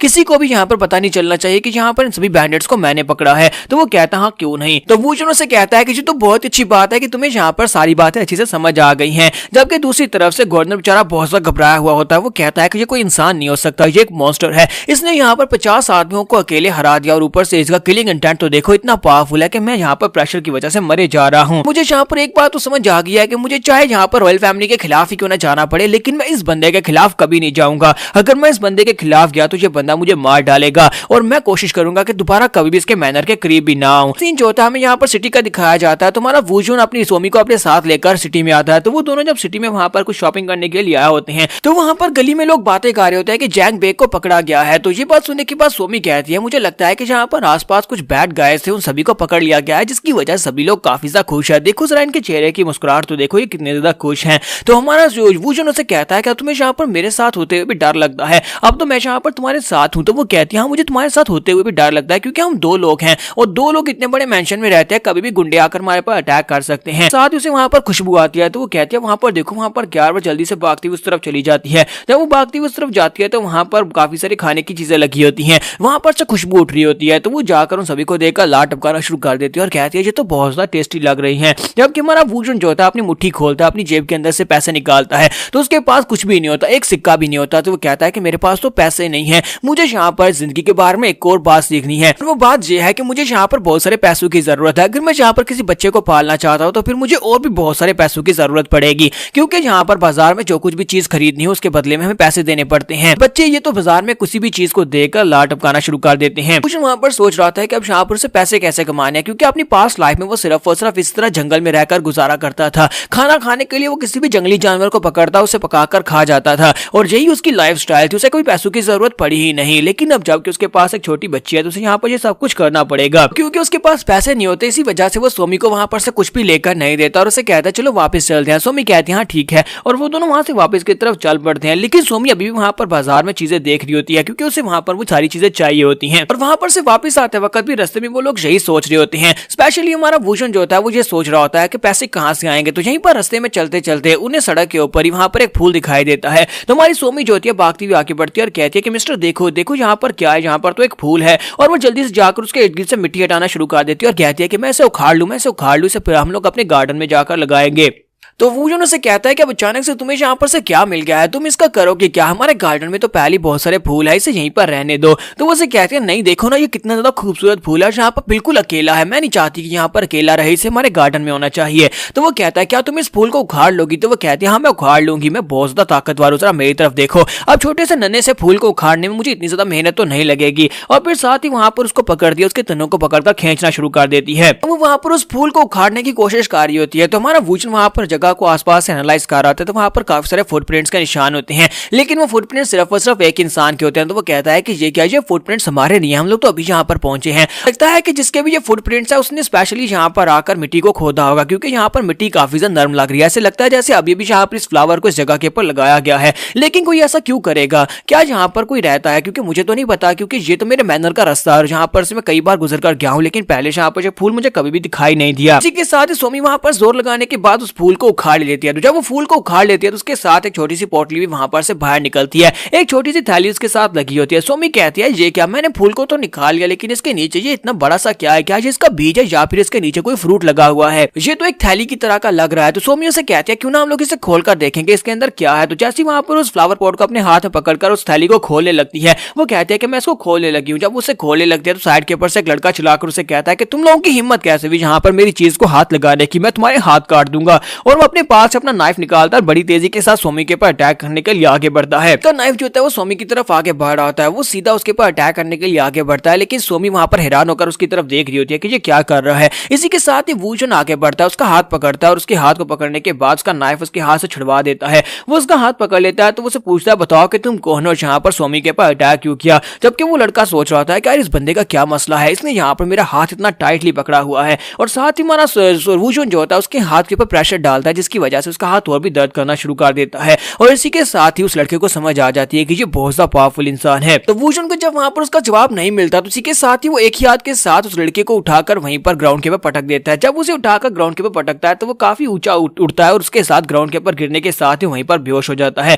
तो जब वो लड़का बेचारा वहां पर गिरने के बाद बेहोश हो जाता है तो ये देखने के बाद सोमी जो होती है उसे भी एक झटका लगता है, शॉक की वजह से वो भी बेहोश हो जाती है। तो हमारा वूजन कहता है कि अब इस बच्ची को क्या हो गया, लगता है कि मैंने यहाँ पर उस बंदे को उठाकर पटकाया तो उसे देखकर ये बेहोश हो गई है, लगता है इसे झटका लगा है। तो वूजन जो होता है बहुत ज्यादा गुस्सा हो रहा है, क्योंकि उसे यहाँ पर इस बात की बिल्कुल ही उम्मीद नहीं थी कि कोई सोमी के ऊपर अटैक कर सकता है। वो कहता है कि मुझे पता था कि यहाँ पर पैरों के निशान देकर कोई ना कोई यहाँ पर छुपा हुआ है, यहाँ पे यहीं पर पास ही है, लेकिन मुझे ये अंदाजा नहीं था कि ये सोमी के ऊपर अटैक करना चाहता है। शुक्र है कि इस लड़के के पास किलिंग इंटेंट नहीं निकला, अगर मुझे यहाँ पर इसके पास जरा सा भी किलिंग इंटेंट महसूस होता तो मैं इसे सोमी के करीब भी नहीं आने देता और इसकी बॉडी को 2 हिस्सों में काट देता। शुक्र है कि यहाँ पर जिसको मारना नहीं चाहता था, बस इसको डराना चाहता था। लेकिन आखिर इस बंदे ने ऐसा किया क्यों होगा, आखिर इस फ्लावर पॉट के अंदर है क्या। चलो देखते हैं कि इस थैली के अंदर उसने क्या रखा हुआ है जिसकी वजह से वो यहाँ पर हमें डराकर भगाना चाहता था और उसने इतनी मेहनत करके इसको जमीन के अंदर गाड़ा था। तो इसी के साथ ही वूजन जो होता है उस थैली के ऊपर से थोड़ा सा कपड़ा हटाता है और उसके अंदर देखता है। जब उसके अंदर देखता है तो मुझे देखकर बहुत ज्यादा खुश हो जाता है, साथ ही अपनी डेविलिश स्माइल देता है और कहता है लो मेरी तो लॉटरी लग गई। मैं जहाँ पर ये सोच रहा था कि पैसों का बंदोबस्त कहाँ से होगा, लो यहाँ पर मुझे पैसे मिल गए। और इसी के साथ ही वो आगे बढ़ता है, जाकर उस लड़के को भी अपने कंधे पे उठा लेता है,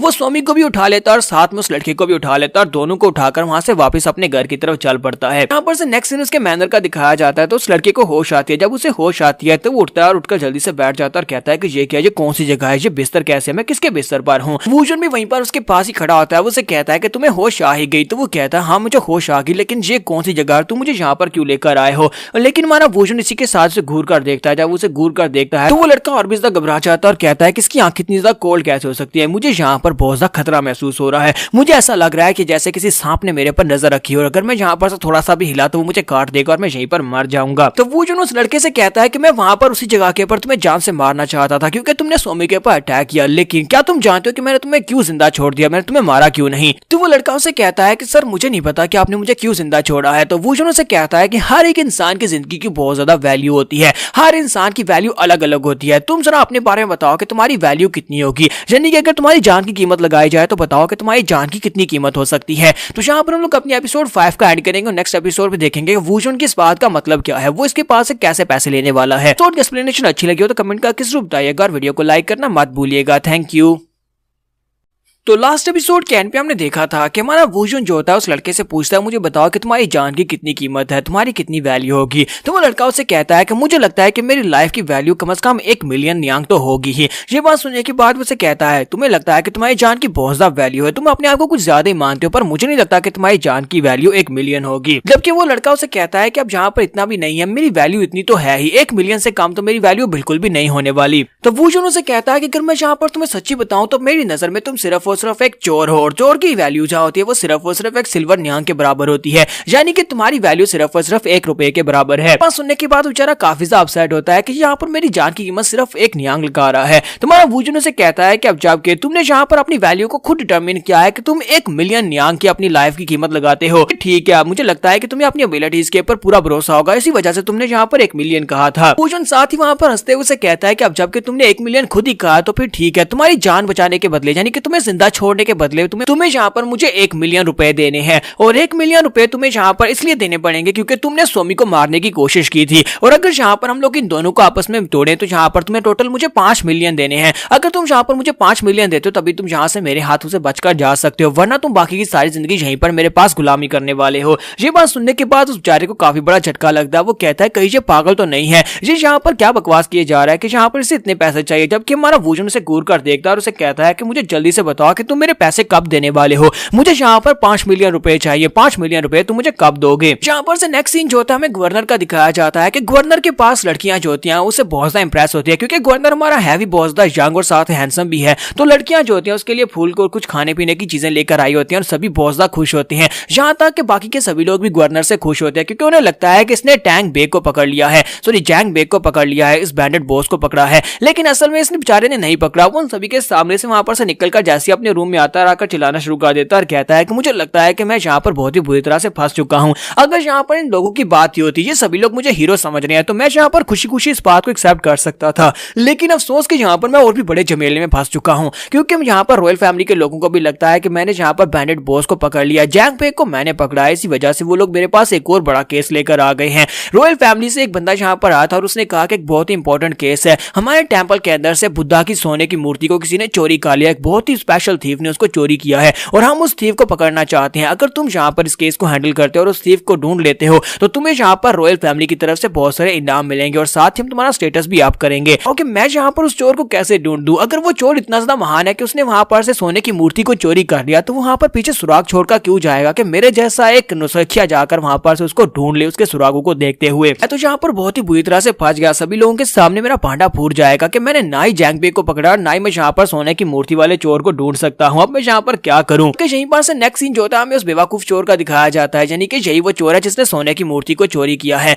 तो ये बेचारा इस वक्त हमारे वूजुन के घर के ऊपर नौकरी कर रहा है, यानी कि उसकी सफाइयां कर रहा होता है, झाड़ू पकड़कर वहां पर झाड़ू फेर रहा होता है और कहता है कि मुझे समझ नहीं आ रही कि मैं यहाँ पर किस तरह से इस जगह में फंस गया हूँ। मैं एक चोर हूँ जो कि मजे के साथ अपनी जिंदगी गुजारने पर यकीन करता हूँ, लेकिन देखो जरा हुआ क्या है। फिर साथ ही वो रात का सीन दिखाता है जहाँ पर हमारा वूजुन से कहता है कि तुम्हें टोटल 5 मिलियन देने हैं। तो वो सोच रहा होता है कि इसने यहाँ पर 5 मिलियन कैसे बना लिए, 1 मिलियन मेरी जान के, 1 मिलियन सोमी को मारने के लिए, यहाँ पर ये टोटल 2 मिलियन बनते हैं, फिर ये 5 मिलियन किस बात के कह रहा है। मैं एक बहुत ही महान चोर हूँ, मैंने महान चोरियां की हैं, लेकिन मैंने आज तक जिंदगी में 1 मिलियन नियांग नहीं देखे, यानी कि 1 मिलियन रुपए एक साथ मैंने कभी नहीं देखे, और इससे मैं 5 मिलियन कहां से लाकर दूंगा। तो वो जो अभी भी उसे घूर घूर कर देख रहा होता है, तो उसकी तरफ देखता है और उसे कहता है कि मेरे पास इतना पैसा नहीं है, मुझे जाने दो, और जब मेरे पास पैसे होंगे तो मैं पैसे लाकर तुम्हें दे दूंगा। तो वो जो उसे कहता है कि तुम्हें क्या लगता है कि मैं कोई बेवकूफ हूँ? इसी के साथ ही वो लड़का उसके सामने घुटने चेक देता है और कहता है प्लीज प्लीज मुझे माफ कर दो, प्लीज मुझे माफ कर दो, फिलहाल के लिए मुझे जाने दो, मैं तुम्हें पैसे लाकर दे दूंगा, तुम जो भी कहोगे मैं वो करने को तैयार हूँ, लेकिन फिलहाल के लिए मुझे जाने दो। या फिर तुम कहते हो तो मैं तुम्हारे घर की सफाई कर दूंगा, तुम्हारे बर्तन धो दूंगा, तुम्हारे लिए खाना बना दूंगा, जो भी तुम कहोगे मैं कर दूंगा।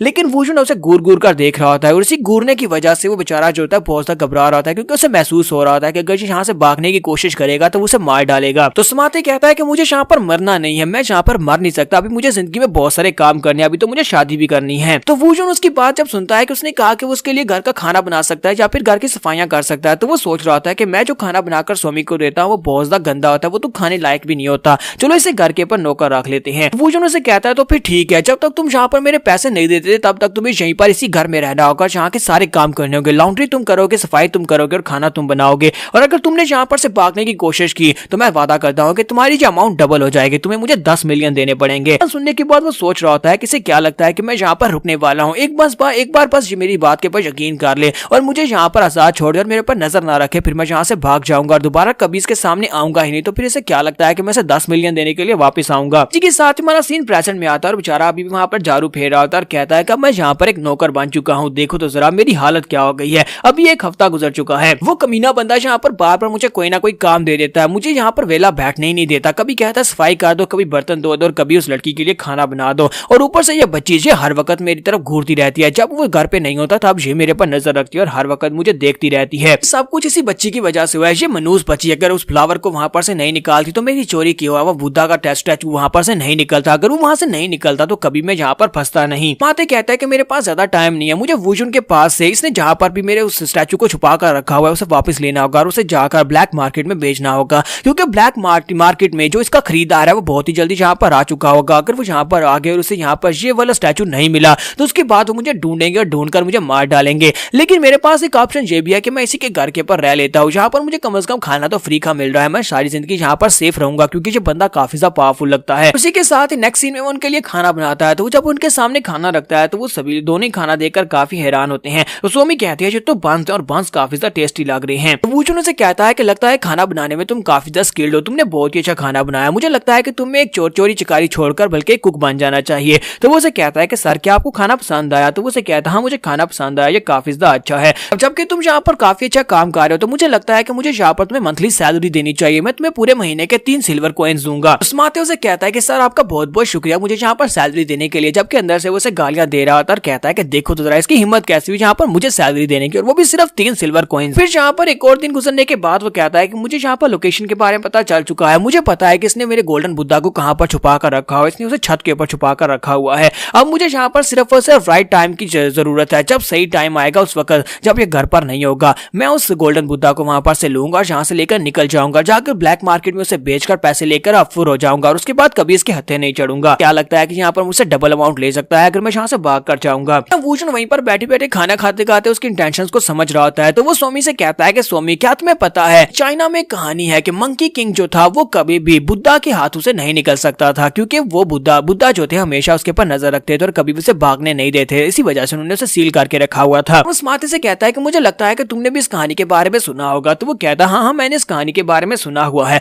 फिर साथ ही वो सोच रहा था इसे क्या लगता है कि मैं उस मंकी किंग की तरह हूँ जो कभी भी यहाँ पर बुद्धा के हाथ से नहीं निकल पाऊंगा, इसे क्या लगता है कि ये बुद्धा है। यहाँ पर आहिस्ता आहिस्ता दिन गुजरते जा रहे होते हैं, लेकिन स्माते बेचारे को वहाँ पर अभी भी काम करना पड़ रहा होता है। वो वहाँ पर फर्श को साफ कर रहा होता है, फिर साथ ही वहाँ पर उनके लिए आग जला रहा होता है और कहता है इन लोगों को क्या लगता है कि ये मुझसे सारी जिंदगी यहाँ पर काम करवा सकते हैं, अब मैं सारी जिंदगी यहाँ पर इनके घर का नौकर बनकर तो नहीं रह सकता, यहाँ पर इनके लिए खाना बनाओ, इनकी सफाई करो, इनके कपड़े दो, मैं ऐसा काम बिल्कुल भी नहीं करूंगा। फाइनली अब मैंने यहाँ पर डिसाइड कर लिया है मुझे यहाँ से भाग कर जाना होगा। अगर मैं यहाँ से भाग जाता हूँ तो यही सबसे बेहतर रहेगा, मुझे बस यहाँ पर एक मौका चाहिए, एक बार मुझे वो मौका मिल जाए तो मैं यहाँ से जरूर निकल जाऊंगा। तो सुमाते कहता है कि 3 दिन और गुजर चुके हैं, मुझे लगता है कि ब्लैक मार्केट का ओनर यहाँ पर आ चुका होगा, वो यहाँ पर आकर मेरा इंतजार कर रहा होगा, क्योंकि मैंने उसके साथ डील की थी कि मैं गोल्डन बुद्धा उसे दूंगा, अगर मैं वहां पर नहीं पहुंचा तो वो वापस चला जाएगा और जाकर बॉस को बता देगा कि मैंने उसे गोल्डन बुद्धा नहीं दिया, और उसके बाद वो पूरी की पूरी माफिया जो है मेरे पीछे लग जाएगी। तो यहाँ पर हम लोग अपनी एपिसोड 06 का एंड करेंगे और नेक्स्ट एपिसोड में देखेंगे कि समाते यहाँ से भाग कर जाएगा तो हमारा जो बुद्धा है इस मंकी किंग को कैसे पकड़ेगा। तो लास्ट एपिसोड के एंड पे हमने देखा था कि हमारा स्माते सोच रहा होता है कि ब्लैक मार्केट का ओनर यहाँ पर आ चुका है तो मुझे जाकर उसे गोल्डन बुद्धा बेचना होगा, तो वो भागने की तैयारी कर रहा होता है। इसी के साथ ही यहाँ पर उसे मौका मिल जाता है। तो हमारा वुजुन उसे कहता है कि तुम कहाँ पर हो, जल्दी से यहाँ पर आओ। तो वो भागता है उसके पास जाता है और कहता है कि मास्टर मैं यहीं पर हूँ, बताओ क्या काम है, बताओ क्या करना है। तो वो उसे कहता है कि मैं इस बच्ची सोमी को अपने साथ लेकर जा रहा हूँ, हम दोनों फिशिंग करने के लिए जा रहे हैं, अचानक से मेरा मूड बन गया फिशिंग का, इसलिए मैं चाहता हूँ कि तुम यहाँ पर घर का ध्यान रखना। तो वो कहता है हाँ ठीक है मैं घर का ध्यान रखूंगा। फिर साथ ही वो सोच रहा था अचानक से यहाँ पर फिशिंग का ख्याल कहां से आ गया, लगता है कि यहाँ पर जब फिशिंग करने के लिए जा रहा है मुझे यहाँ पर मौका मिला है, किस्मत ने मुझे यह मौका दिया है तो मैं इस मौके को अपने हाथ से कैसे जाने दूंगा। लगता है कि मैंने इतने दिनों तक काम किया है तो इसे मेरे ऊपर भरोसा हो गया, इसे लगता है कि मैं यहाँ से भाग कर नहीं जाऊंगा। तो वो उसे कहता है ठीक है मास्टर आपको परेशान होने की जरूरत नहीं है, आप जाएं स्वामी के साथ जाकर फिशिंग करें, मैं यहाँ पर घर का पूरा ध्यान रखूंगा, किसी को भी यहाँ पर करीब भी नहीं आने दूंगा। उसे कहता है अच्छा ठीक है मैंने तुम्हें यहाँ पर सब कुछ बता दिया है, यहाँ पर से भागने के बारे में सोचना है मत, क्योंकि अगर तुम यहाँ से भाग कर जाओगे तो फिर तुम्हें यहाँ पर डबल पे करना करना होगा। तो सुमाते उसे कहता है कि सर यहाँ पर इस बारे में आप क्यों सोच रहे हैं, मैं यहाँ से भागकर क्यों जाऊंगा और मैं यहाँ से भागकर जाऊंगा भी कहाँ, जबकि सर ने आप यहाँ पर मुझे हुक्म दे दिया कि मैं यहाँ से नहीं जा सकता। जबकि वूजन उसे कहता है कि लेकिन मैं एक बात में बता दूं कि मुझे यहाँ पर तुम्हारे भागने से कोई फर्क नहीं पड़ता, क्योंकि मेरे यहाँ पर बहुत ज्यादा फायदा होने वाला है। अगर तुम भागने की कोशिश करोगे फिर मुझे डबल पैसे मिलेंगे। इसी के साथ ही उसे बाय बोलने के बाद वहां से चला जाता है। तो जैसे ही हमारा वूजन स्वामी को लेकर घर से बाहर निकलता है तो वो कहता है कि ठीक है आप गुड बाय हमेशा के लिए, क्योंकि तुम्हें क्या लगा है कि मैं इतना बेवकूफ हूँ कि मुझे इतना अच्छा मौका मिला और मैं यहीं पर घर में बैठा रहूंगा। तो हमारा वूजन जो होता है वो स्वामी को अपने साथ लेकर लेक के पास पहुंचता है। वो उसे वहां पर बिठा देता है और कहता है कि यहीं पर बैठो और जहां पर मछली पकड़ो। वो अपने हाथ में छड़ी पकड़कर बैठी होती है, जबकि वो उसके इर्द गिर्द वहां पर लाइन ड्रा करता है, उसे एक दायरा बना देता है और कहता है कि मैंने यहाँ पर एक दायरा ड्रा किया है, तुम्हें इसी के अंदर रहना है, जब तक मैं वापस नहीं आता तब तक इस दायरे से बाहर मत निकलना, चाहे कुछ भी हो जाए इस दायरे से बाहर मत निकलना। तो वो कहती है अच्छा ठीक है लेकिन जल्दी वापस आना, मैं यहीं पर इस सर्कल के अंदर रहूंगी और देखना तुम्हारे वापस आने तक ढेर सारी मछली पकड़ूंगी। तो वो कहता है हाँ ठीक है बहुत सारी मछली पकड़ कर रखना, फिर हम रात को मछली खाएंगे। जबकि साथ ही वो क्या सोच रहा होता है कि मैंने यहाँ पर ये दायरा इसलिए बनाया ताकि मैं यहाँ पर एक फॉर्मेशन बना सकूं जिसकी वजह से कोई भी खतरनाक दुश्मन या फिर कोई भी जानवर यहाँ पर इसको देख नहीं पाएगा, ये दायरा यहाँ पर इसको इनविजिबल कर देगा। भूषण कहता है कि अब जबकि मैंने यहाँ पर सब कुछ सेटअप कर दिया तो चलो चल के उस बेवकूफ को पकड़ दिया। उसे लगता है कि वो यहाँ से भाग कर जा सकता है। तो यहाँ पर से नेक्स्ट सीन जो होता है वो हमें गवर्नर के ऑफिस का दिखाया जाता है। गवर्नर बेचारा परेशान बैठा होता है और कहता है कि अब मैं क्या करूं, मैं उस चोर को कहां से पकड़ कर लाऊं जिसने गोल्डन बुद्धा को चोरी किया है, जो वो कहां से मिलेगा, मैंने तो जैंग बेग को भी खुद नहीं पकड़ा था। तुम्हारा भूषण वहां पर पहुंचने के बाद उसे कहता है कि तुम यहाँ पर किस गोल्डन बुद्धा की बात कर रहे हो। तो वो जल्दी से पीछे मुड़ता है और कहता है कौन है यहाँ पर, फिर साथ उसे देखकर घबरा जाता है और कहता है कि तुम यहाँ पर क्या कर रहे हो। तो भूषण उसे कहता है कि मुझे लगता है कि मैं यहाँ पर फिर से तुम्हारी मदद करने के लिए आया हूँ और यहाँ पर इस बार भी तुम्हारी काफी ज्यादा वाहवाही होने वाली है। यहाँ पर से नेक्स्ट सीन जो होता है स्माते का दिखाया जाता है कि स्माते भागता हुआ जा रहा था और कहता है कि मेरे पास यहाँ पर एक बहुत ही अच्छा मौका है, तो मैं यहाँ से जाने वाला हूँ, दोबारा मैं कभी भी यहाँ पर इस बंदे के करीब भी नहीं आऊंगा। तो वहां पर से अपने गोल्डन बुद्धा को निकाल लेता है और उसे निकालने के बाद ब्लैक मार्केट में पहुंच जाता है। जब वो ब्लैक मार्केट में पहुंचता है तो उस बंदे से कहता है लो तुम्हारा गोल्डन बुद्धा तुम्हारे पास है, आप जल्दी से मुझे इसके पैसे दे दो। तो वो उसे कहता है कि मैं इसके सिर्फ और सिर्फ 200 रुपए ही दे सकता हूँ, इससे ज्यादा मैं तुम्हें बिल्कुल भी नहीं दूंगा, क्योंकि ये चोरी का माल है और बहुत ज्यादा फेमस है, तो इसे बेचने में बहुत ज्यादा दिक्कत होगी। स्मार्टे उसे कहता है कि मुझे तुम 200 क्या 100 ही दे दो, मैं बस यहाँ से जाऊं, मुझे इसे अपने पीछे से उतारना है ताकि मैं इसे यहाँ पर से निकाल कर जा सकूं। तो वो कहता है अच्छा ठीक है। साथ ही उसे कहता है लड़के तुम वाकई में एक बहुत ही महान चोर हो, तुम यहाँ पर इस गोल्डन बुद्धा को चोरी करने के बाद अभी तक यहाँ पर जिंदा और तुम्हें किसी ने पकड़ा भी नहीं, जो तो बहुत ही हैरानी की बात है क्योंकि ये रॉयल पैलेस का था। माते उसे कहता है कि बस क्या करूं, मैं बहुत ही स्किल्ड चोर हूं और मैं यहाँ पर पीछे एक निशान नहीं छोड़ता। इसी के साथ ही उसे 200 रुपए देता और कहता है कि ये लो तुम्हारे 200 सिल्वर पॉइंट्स ये रहे, लेकिन मैं चाहता हूँ कुछ दिनों के लिए अंडरग्राउंड हो जाओ, बल्कि सिटी से दूर चले जाओ, क्योंकि इस वक्त रॉयल फैमिली के लोग तुम्हें ढूंढ रहे हैं। इन लोगों ने जहाँ पर जैंग बेग को पकड़ा है तब से ये रॉयल गार्ड्स जो है ये बहुत ही एक्टिव हो चुके हैं, तुम्हें यहाँ पर से निकल कर जाना होगा। और इसी के साथ ही वो सोच रहा था हाँ ये बात तो वाकई में सच है कि जैंग बेग को गवर्नर ने पकड़ा है। उसके पकड़े जाने के बाद अब यहाँ पर रीजन में काफी सारे बैंडेट्स हैं और इसके साथ साथ सोल्जर्स जो है कुछ ज्यादा ही एक्टिव हो चुके हैं और सभी बैंडेट्स को पकड़ रहे हैं। तो स्मार्टे उसे कहता है कि तुम्हें बिल्कुल परेशान होने की जरूरत नहीं है, मैं एक प्रोफेशनल चोर हूँ, अगर मैं यहाँ पर पकड़ा भी जाता हूँ तब भी तुम्हारे बारे में कुछ भी नहीं बताऊंगा, ना ही तुम्हारी लोकेशन ना ही तुम्हारे नाम के बारे में किसी को पता चलेगा। तो वो उसे कहता है कि हाँ क्यों नहीं, मैं तो यहाँ पर तुम्हारे लिए ज्यादा परेशान हूँ। इसी के साथ उन्हें बाहर से आवाज आती है, बाहर से कुछ आवाज आती है कि जैसे बहुत सारे कदमों की आवाज हो, फिर साथ ही उसके गार्ड भी भागते हुए अंदर आते हैं और उसे कहते हैं सर एक प्रॉब्लम हो गई, एक बहुत बड़ी प्रॉब्लम हो गई। स्मार्टे भी काफी हैरान होता है कि अब अचानक से यहाँ पर क्या हो गया। तो ब्लैक मार्केट का मास्टर उसे कहता है क्या हुआ जल्दी से बताओ। तो उसका गार्ड उसे कहता है कि सर बाहर चारों तरफ से हमें ऑफिसर्स ने घेर लिया हुआ है, बाहर तो गवर्नर अपने साथ बहुत सारे ऑफिसर्स को लेकर आया और यहाँ पर पूरी फौज खड़ी है। ये बात सुनने के बाद ब्लैक मार्केट ओनर कहता है कि ऐसा कैसे हो सकता है, वो सभी लोग यहाँ पर कैसे आके, उन्हें पता कैसे चला कि यहाँ पर ये मीटिंग हो रही है और यहाँ पर हम लोग इस गोल्डन बुद्धा को खरीद रहे हैं। इसी के साथ ही वो साइड के ऊपर देखता है तो हमारा स्मार्टे जो होता है उसके पास उसके सारे पैसों की थैली चोरी करके खिड़की में खड़ा होता है और उसे कहता है मुझे लगता है कि अब मेरा यहाँ पर कोई काम नहीं है, तो मैं यहाँ से जा रहा हूँ। जबकि वो चिल्लाकर उसे कहता है तुम कहाँ पर जा रहे हो। जब उसकी नजर उसके थैले पर पड़ती है वो कहता है तुमने यहाँ पर मेरे दराज के अंदर से मेरे पैसे कब चोरी कर लिए। स्मार्टे ने उसके पास से जो पैसों की थैली चोरी की होती है उसके अंदर कम से कम 2 मिलियन रुपए होते हैं। इसी के साथ स्मार्टे ऊपर बिल्डिंग से छलांग लगा देता और कहता है कि मैं यहाँ से जा रहा हूँ। जबकि ब्लैक मार्केट का ओनर चिल्लाकर उसे कहता है कमीने कहीं कि तुमने हमें यहाँ पर धोखा दिया है क्या, तुमने हमें यहाँ पर फंसाया है। लेकिन हमारा स्मार्टे बेचारा उसे खुद भी नहीं पता होता कि यहाँ पर हुआ क्या। बात होता है कि गवर्नर अपनी आर्मी को लेकर अंदर आता और अंदर आने के बाद उस गोल्डन बुद्धा को वहां पर से रिकवर करवा लेता है और साथ ही वो ब्लैक मार्केट के ओनर को भी वहां पर पकड़ लेते हैं। तो ब्लैक मार्केट का ओनर चिल्लाकर उसे कहता है गवर्नर मुझे बताओ कि किसने यहाँ पर हमारे बारे में तुम्हें टिप दी थी, किसने बताया कि हम लोग यहाँ पर मीटिंग कर रहे हैं। कहता है कि तुम्हें जानने की जरूरत नहीं है कि हमें इसके बारे में किसने बताया, बस चुपचाप जाओ क्योंकि तुम यहाँ पर कभी बाहर नहीं निकल पाओगे। जबकि वो ओनर गुस्से के साथ उसे कहता है कि तुम सभी कमीनों मेरी बात को ध्यान से सुनो, मैं तुम में से किसी एक को भी जिंदा नहीं छोड़ूंगा और उसको तो बिल्कुल नहीं छोड़ूंगा जिसने मेरे बारे में यहाँ पर टिप दी थी। जबकि गवर्नर उसे कहता है कि अपनी बकवास बंद करो, तुमने यहाँ पर रॉयल फैमिली के टेम्पल के अंदर से गोल्डन बुद्धा को चोरी किया और उसे यहाँ पर बेचने की कोशिश कर रहे थे जो तुम्हारे पास से मिला है। इसका मतलब यह है कि तुम्हारे ऊपर जो इल्जाम है बहुत ज्यादा संगीन है। लगता नहीं है कि तुम्हें यहाँ पर सजाए मौत से कम सजा मिलने वाली है, तो तुम तो यहाँ पर सीधे मरोगे ही। साथ ही वो अंदर से सोच रहा था, मुझे लगता है कि अब जबकि मैंने इस केस को भी सॉल्व कर लिया और गोल्डन बुद्धा को हासिल कर लिया, तो लगता है कि रॉयल फैमिली से मुझे काफी सारे इनाम मिलेंगे और रॉयल फैमिली मेरे ऊपर और ज्यादा भरोसा करने लगी। और सिर्फ इस बंदे की वजह से हुआ है। वो जो ने ना सिर्फ यहाँ पर जैंग बेग को मुझे पकड़वाया, साथ ही यहाँ पर गोल्डन बुद्धा को भी ढूंढवा दिया। उसने मुझे कहा था कि मुझे गोल्डन बुद्धा यहाँ पर इस जगह के ऊपर मिलेगा, लेकिन मुझे नहीं लगा था कि मुझे यहाँ पर ये चीज मिलेगी। लेकिन इसके बावजूद मुझे उसके ऊपर भरोसा था, क्योंकि वो जिस तरह बात करता है सीरियसली मुझे उसके ऊपर भरोसा करना ही पड़ा और यहाँ पर आकर मुझे ये मिल गया। यहाँ पर से नेक्स्ट सीन फिर से हमें स्माते का दिखाया जाता है। तो स्माते वहां पर से अपने पैसे उठाकर भाग रहा था, जबकि सोल्जर उसके पीछे भी लगे होते हैं। वो सभी लोग उसका पीछा कर रहे होते हैं और कहते हैं कि जल्दी से इसको पकड़ो, यही वो चोर है जिसने गोल्डन बुद्धा को चोरी किया था। जबकि वो कहता है कि मैं यहाँ पर क्या करूँ, ये सभी लोग मेरे पीछे लगे हुए और काफी देर से ये मेरा पीछा कर रहे हैं, मुझे यहाँ पर किसी न किसी तरह से निकलना होगा। अगर मैं यहाँ पर इनके हाथों से पकड़ा गया तो ये लोग मुझे बिल्कुल भी नहीं छोड़ेंगे। अगर ये लोग वहां पर उसको सजा देने वाले हैं ब्लैक मार्केट के ओनर को, तो जिसने चोरी की थी उसको तो यहाँ पर सजाए मौत ही मिलेगी, मैं यहाँ पर बिल्कुल भी नहीं बचूंगा। फिर साथ ही वो कहता है कि मुझे अपनी लाइट फुट टेक्निक को यूज करना पड़ेगा और वो अपनी मार्शल आर्ट्स की लाइट फुट टेक्निक को यूज करते हैं बड़ी तेजी से वहां पर से निकल जाता है और कहता है कि सामने मुझे उस पहाड़ी के ऊपर जाना होगा। और वो सामने एक माउंटेन के ऊपर पहुंचने के बाद सांस लेता और कहता है शुक्र है मैं यहाँ पर पहुंच गया, शुक्र है कि मैं बच गया, मैंने उन लोगों को चकमा दे दिया, अब यहाँ पर मैं काफी ज्यादा अमीर हो चुका हूँ। लेकिन जैसे ही वहां पर सामने की तरफ देखता है तो उसके सामने वूशन बैठा होता है। वूशन उसे कहता है कि तुमने यहाँ पर आने में काफी ज्यादा देर लगा दी, मुझे तो लगा था कि तुम जल्दी यहाँ पर पहुंच जाओगे। उसे देखने के बाद वो एक चीख मारता और कहता है कि तुम यहाँ पर क्या कर रहे हो, तुम यहाँ पर कैसे पहुंचे। तो वूशन उसे कहता है कि तुम्हारी इस बात का क्या मतलब है कि मैं यहाँ पर क्या कर रहा हूँ, यहाँ पर कैसे पहुंचा, मुझे पता था कि तुम यहीं पर भाग कर आने वाले हो। तो क्या मैंने तुम्हें बताया नहीं था? मैंने वो कहानी तुम्हें इसलिए बताई थी कि मंकी किंग कभी भी बुद्धा की पाम से बचकर नहीं जा सकता। बुद्धा ने हमेशा उसके ऊपर नजर रखी हुई थी, वो जहां पर भी जाता था बुद्धा उसके ऊपर नजर रखता था। ये बात सुनने के बाद स्माते उसे कहता है कि तुम कोई बुद्धा नहीं हो और ना ही मैं यहाँ पर दोबारा तुम्हारे हाथ में चढ़ने वाला हूँ, तुमने बस यहाँ पर तुक्का लगाया कि मैं यहाँ पर आऊंगा। और इसी के साथ ही वो उस माउंटेन के ऊपर से नीचे जंप लगा देता और कहता है अब तुम मुझे दोबारा कभी नहीं पकड़ पाओगे। और वो वहां से ऊपर से नीचे की तरफ जा रहा था और कहता है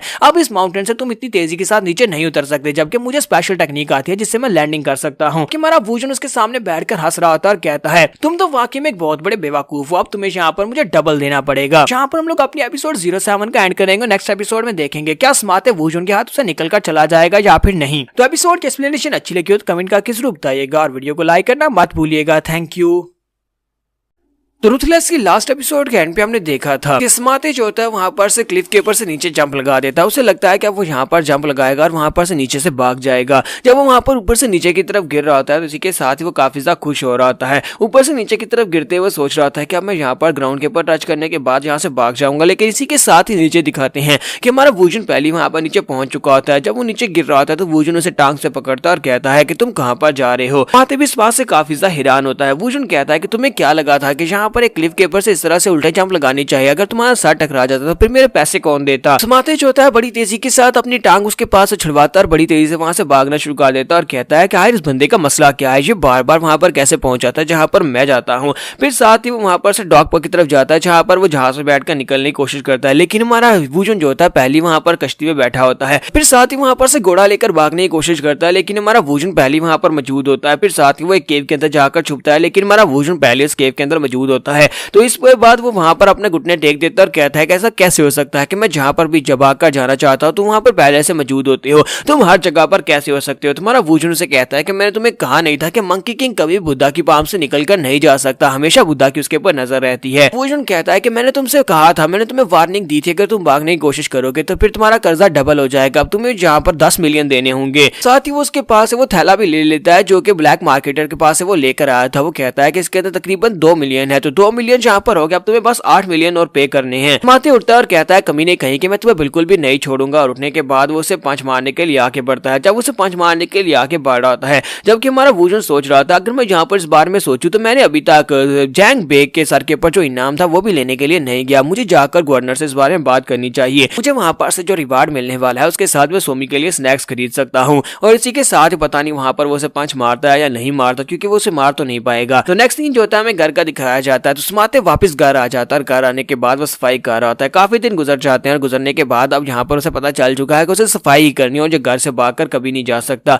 जबकि सोमी अभी वहां पर छुपकर उसे देख रही होती है। सुमाते कहता है कि उसके बाद भी यानी कि वहां से वापस आने के बाद मैं कई बार भागने की कोशिश कर चुका हूँ, लेकिन जब भी मैं यहाँ से भाग कर जाता हूँ वो हर बार मेरे सामने मौजूद होता है, हर बार मुझे पकड़ लेता है। और उसके बाद जब मुझे पकड़ कर लाता है, ये सारा दिन मुझसे बहुत ही काम करवाता है और सारा दिन काम करवाने के बाद महीने के एंड पे इसने मुझे सिर्फ और सिर्फ 3 नियांग्स दिए थे, यानी कि पूरा महीना काम करने के बाद मुझे सिर्फ और सिर्फ 3 कॉइंस मिलते हैं। लगता है कि मेरी जिंदगी यहाँ पर एंड होने वाली है। मैंने यहाँ पर भागने के प्लान के बारे में गिव अप कर दिया, तो मुझे लगता है कि मुझे यहाँ से भाग कर नहीं जाना चाहिए, क्योंकि मैं बहुत ही बार यहाँ से भाग कर देख चुका हूँ, लेकिन मैं कभी भाग कर नहीं जा पाया। वहाँ पर बैठा बैठा सोच रहा था, मुझे लगता है कि अब घर के खाने के जितने भी इंग्रेडिएंट्स हैं वो सारे खत्म हो चुके हैं, मुझे अभी बाजार जाना होगा, जाकर से सारी चीजें लेकर आनी पड़ेंगी। साथ ही उठकर वहां से बाहर चल पड़ता है बाजार की तरफ और कहता है कि पता नहीं इस बंदे ने अपने मैनर को इतना ज्यादा दूर क्यों बनाया है, इस जंगल के अंदर बनाने की क्या जरूरत थी। अब यहाँ से शहर इतनी दूर है, मैं पहुंचते पहुंचते शाम हो जाएगी, मुझे उसके वापस आने से पहले पहले घर वापस पहुंचना होगा। तो लगता है कि मुझे यहाँ पर अपनी लाइट फिट टेक्निक को यूज करना पड़ेगा। जैसे वो आगे की तरफ बढ़ रहा होता है उसे महसूस होता है कि सोमी उसके पीछे पीछे आ रही है,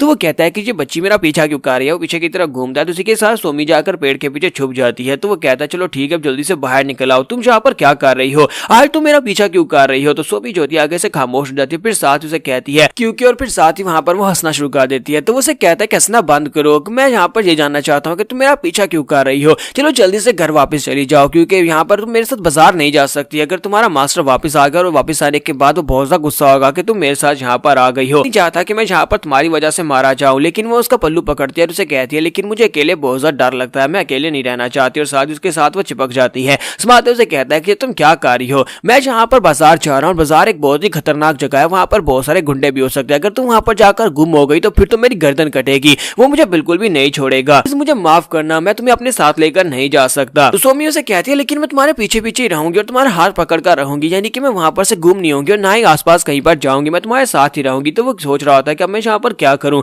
मैं इस बच्ची को यहाँ पर से अकेले घर वापस भी नहीं भेज सकता, क्योंकि घर यहाँ से काफी दूर है, और अकेले रास्ते में अगर किसी जानवर ने इसके ऊपर अटैक कर दिया तो फिर भी सारे का सारा ब्लेम मेरे ऊपर आएगा, और मैं इसे अपने साथ भी नहीं लेकर जा सकता, क्योंकि वहां पर बहुत सारे गुंडे और टपोरी होते हैं, क्योंकि वो बाजार का जो एरिया है वो बहुत ज्यादा खतरनाक है। साथ ही उसे उठाकर अपने कंधे के ऊपर बिठा लेता है और कहता है कि अब यहीं पर बैठी रहना, यहाँ से हिलने की कोशिश मत भी करना और ना ही यहाँ पर से नीचे उतरने की कोशिश करना, ठीक है। अब यहाँ पर जाकर बाजार में से चीजें लेकर जल्दी से वापस आ जाएंगे। तो रास्ते में जाते हैं वहां पर उसे कहती है देखो फ्रूट, फिर साथ ही अगले सीन में उनके पीछे कुछ सुअर लगे होते हैं और वो भाग रहे होते हैं। फिर साथ ही नेक्स्ट सीन में दिखाते हैं कि वहां पर पंछियों की तरफ देख रही होती है, और फिर साथ ही नेक्स्ट सीन में वो सो जाती है। तो सुमाते कहता है कि ये बच्ची तो बहुत ज्यादा प्यारी है। फिर साथ ही वो दोनों वहां पर चलते हुए बाजार में पहुंच जाते हैं। बाजार में पहुंचने के बाद सोमी फिर से उठ जाती है और कहती है कि हम लोग तो यहाँ पर पहुंच गए, बाजार देखो ये कितना खूबसूरत लग रहा है। जबकि यहीं पर कुछ गुंडों को भी दिखाते हैं, क्योंकि वहां पर बहुत सारे गुंडे होते हैं। तो वो कहता है यहाँ पर जैंग बेग के मरने के बाद बहुत सारे गुंडे हैं जिन्होंने पूरे बाजार को टेक ओवर किया हुआ है, क्योंकि जैंग बेग का सबसे ऊपर रोब था, इसी वजह से यहाँ पर ये गुंडे बाजार के अंदर बिल्कुल भी नहीं आते थे। वैसे भी अब जबकि यहाँ पर ब्लैक मार्केटियर पकड़ा गया है, तो उसके पकड़े जाने के बाद अब यहाँ पर वो भी बहुत सारे गुंडे आ चुके हैं। वो सोच रहा होता है कि ब्लैक मार्केटियर, उसे लगता है कि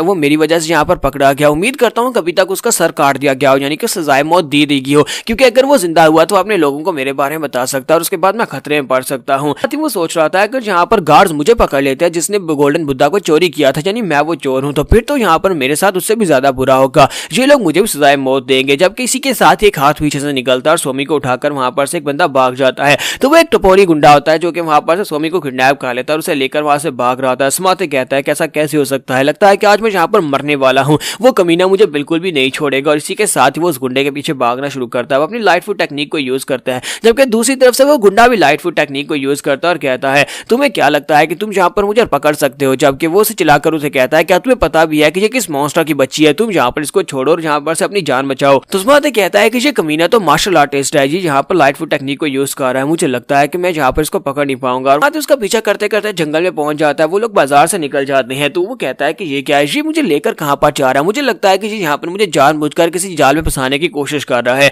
क्योंकि ये जंगल के एरिया में एक खास एरिया की तरफ ही जा रहा है जहाँ पर लोग बहुत ज्यादा कम है। आखिर से भागने की क्या जरूरत पड़ी है, और ये अगर ये भाग सकता है तो फिर इससे ज्यादा तेज भी भाग सकता है, ये जानबूझकर मेरे सामने है। साथ ही वो सोच रहा था अगर मैं यहाँ पर इस बंदे को, इस लड़की को ले जाने देता हूँ और अपने आप को यहाँ पर से जाल में फंसने से बचा लेता हूँ, तब भी वो कमीना यहाँ पर आएगा और आकर इस लड़की को बचा ही लेगा, यानी वुजुन आकर इस लड़की को किसी भी हाल में बचा लेगा। लेकिन एक बात तो है कि वो मुझे बिल्कुल नहीं छोड़ने वाला, अगर मैं यहाँ पर इसको खतरे में डालना तो वो मुझे भी नहीं छोड़ेगा, मुझे भी मार डालेगा। तो मुझे यहाँ पर आगे बढ़ना होगा और इस लड़की को लेकर जल्दी जल्दी घर वापस पहुंचना होगा इससे पहले कि वो घर वापस आ जाए। साथ ही वो अपनी लाइट फुट टेक्निक को यूज करता है और कहता है कि मुझे इसे पकड़ नहीं होगा। वो बड़ी तेजी के साथ अपनी फुल स्पीड को यूज करते हुए उस बंदे के पास पहुंच जाता है और उसे कंधे पे हाथ रखते हुए कहता है, तुम जहाँ पर से कहाँ पर जा रहे हो, इस लड़की को यहीं पर छोड़ो, तुम यहाँ पर से इसे लेकर बिल्कुल भी नहीं जा सकते। ऐसी वहाँ पर उसके कंधे के ऊपर हाथ रखता है और उसे कहता है कि यहीं पर रुको। वो भी वहीं पर रुक जाता है और कहता है कि पहले सर अपने आसपास तो देख लो, उसके बाद बात करना। तो जब अपने आसपास देखता है तो वहाँ पर बहुत सारे गुंडे होते हैं। ये सारे के सारे गुंडे जो होते हैं ये ब्लैक स्वर्ड सोसाइटी से होते हैं, यानी उस ब्लैक मार्केटियर के होते हैं।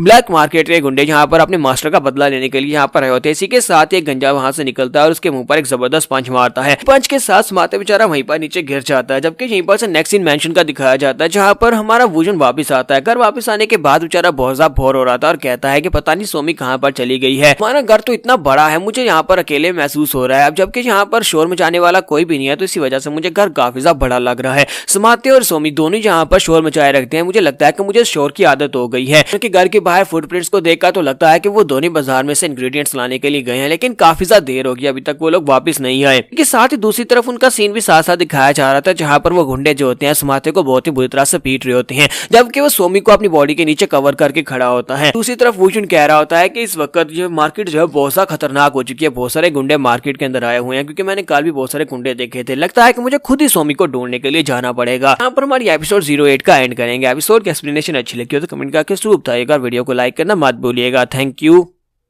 तो गाइस कैसे हैं आप सब लोग। रुथलेस के एपिसोड 09 के साथ हाजिर हूं। तो लास्ट एपिसोड के एंड पे हमने देखा था कि वूजन घर के ऊपर बैठा काफी ज्यादा बोर हो रहा था और कहता है कि मुझे लगता है कि मुझे खुद ही उन्हें जाकर ढूंढना पड़ेगा, लगता है कि वो किसी मुसीबत में पड़ गए हैं, और इसी के साथ ही उन्हें ढूंढने के लिए निकल पड़ता है। जबकि दूसरी तरफ का सीन दिखाते हैं जहां पर वो बैंडिट्स जो होते हैं वो अभी भी उसे बहुत ही बुरी तरह से पीट रहे होते हैं। तो वो समाते को बहुत ही बुरी तरह से मार रहे होते हैं और कहते हैं देखो तो जरा ये किस तरह से यहाँ पर इंड्योर किया जा रहा है। इसे कहता है कि जरा देखो ये यहाँ पर इस लड़की को बचा रहा है, इसने इस लड़की को अपनी बॉडी के साथ कवर किया है, इस छोटे बच्चे को निकाल लेते हैं और इस बच्चे को मारते हैं, तभी जाकर यहाँ पर हमारे सामने अपना मुंह खोलेगा कि इसने में धोखा क्यों दिया है। तो वो यहाँ पर ये बात करता है कि इस बच्ची को निकाल लेते हैं। तो वो कहता है कि यहाँ पर आगे मत बढ़ना, अगर तुम में से किसी ने भी यहाँ पर इस बच्ची को हाथ लगाया तो अच्छा नहीं होगा। कि वो लोग कहते हैं कि नहीं अब तो हमें यहाँ पर यकीन हो गया है कि ये बच्ची इसके लिए इंपॉर्टेंट है, चलो इस बच्ची को निकालते हैं और इसकी स्किन इसके सामने छील देते हैं, फिर इसे यहाँ पर सजा मिलेगी। जबकि सोमी की तरफ दिखाते हैं कि सोमी बेचारी बेहोश हो चुकी होती है। सोमी के बेहोश होने के बाद जब उसकी तरफ देखता है, समाते उसकी तरफ देखता है, उसी के साथ उसे अपनी छोटी बहन याद आ जाती है, क्योंकि उसकी छोटी बहन भी इसी उम्र की थी। बचपन की बात है कि ये दोनों जो है एक दूसरे से बहुत ज्यादा प्यार किया करते थे, क्योंकि पेरेंट्स के मरने के बाद समाते ने अपनी छोटी बहन को संभाल रखा हुआ था। वो उसके लिए चोरी करके खाना लेकर आता था और उसके बाद वो अपनी बहन का पेट पालता था और उसके लिए काफी सारी चीजें भी लेकर आता था। फिर यहाँ पर वो उसे कहता है कि देखो मैं तुम्हारे लिए क्या कुछ लेकर आया, और उसके लिए वो बहुत सारी चीजें चोरी करके लेकर आता है। तो उसकी छोटी बहन उसे कहती है कि ब्रदर तुम्हें नहीं लगता कि जहाँ इतनी सारी चीजें चोरी करना बहुत ज्यादा डेंजरस हो सकता है, किसी वक्त भी कोई तुम्हें पकड़ सकता है और उसके बाद तुम्हें सजा मिलेगी। तो वो उसे कहता है कि ये सब कुछ तुम्हारे लिए है, तुम्हें यहाँ पर इस बारे में परेशान होने की जरूरत नहीं है। मैं चाहता हूं कि तुम जहां पर सबसे खुश रहो, मैं जहां पर तुम्हें खुश देखना चाहता हूं, तुम्हारा पेट भरा हुआ देखना चाहता हूं, और इसके लिए चाहे मुझे कुछ भी करना पड़े मैं जरूर करूंगा। तब तक तुम जहां पर मरती नहीं हो तब तक मैं चाहता हूं कि तुम एक बहुत ही हेल्दी लाइफ जियो, यानी कि तुम और मैं हम दोनों एक साथ रहेंगे और साथ ही बुढ़े होंगे। तो उसकी बहन काफी ज्यादा खुश होती है। फिर साथ ही वो एक दिन वहां पर एक मर्चेंट के पास से एक नया ड्रेस चोरी करके लेकर आता है। तो उसकी बहन उन ड्रेस को पहनती है और कहती है कि ये ड्रेस तो बहुत ज्यादा प्रीटी है। समाते उसे कहता है कि लेकिन फिलहाल के लिए तुम इस ड्रेस को पहन नहीं सकती, क्योंकि हमारे बाजार में एक नया मर्चेंट आया है और वो मर्चेंट के गार्ड जो है ये बहुत ज्यादा खतरनाक है। मैंने उसके पास ड्रेस को तो चोरी कर लिया है, लेकिन कम से कम 1-2 महीने तक इस ड्रेस को मत पहनना, क्योंकि अगर बाजार में किसी ने इस ड्रेस को पहचान लिया तो वो हमें यहाँ पर सजा देंगे। वो अपनी बहन के पास से ड्रेस उतरवा लेता है और साथ उसको जाकर छुपा देता है। उसकी बहन को ये बात बिल्कुल भी पसंद नहीं आती।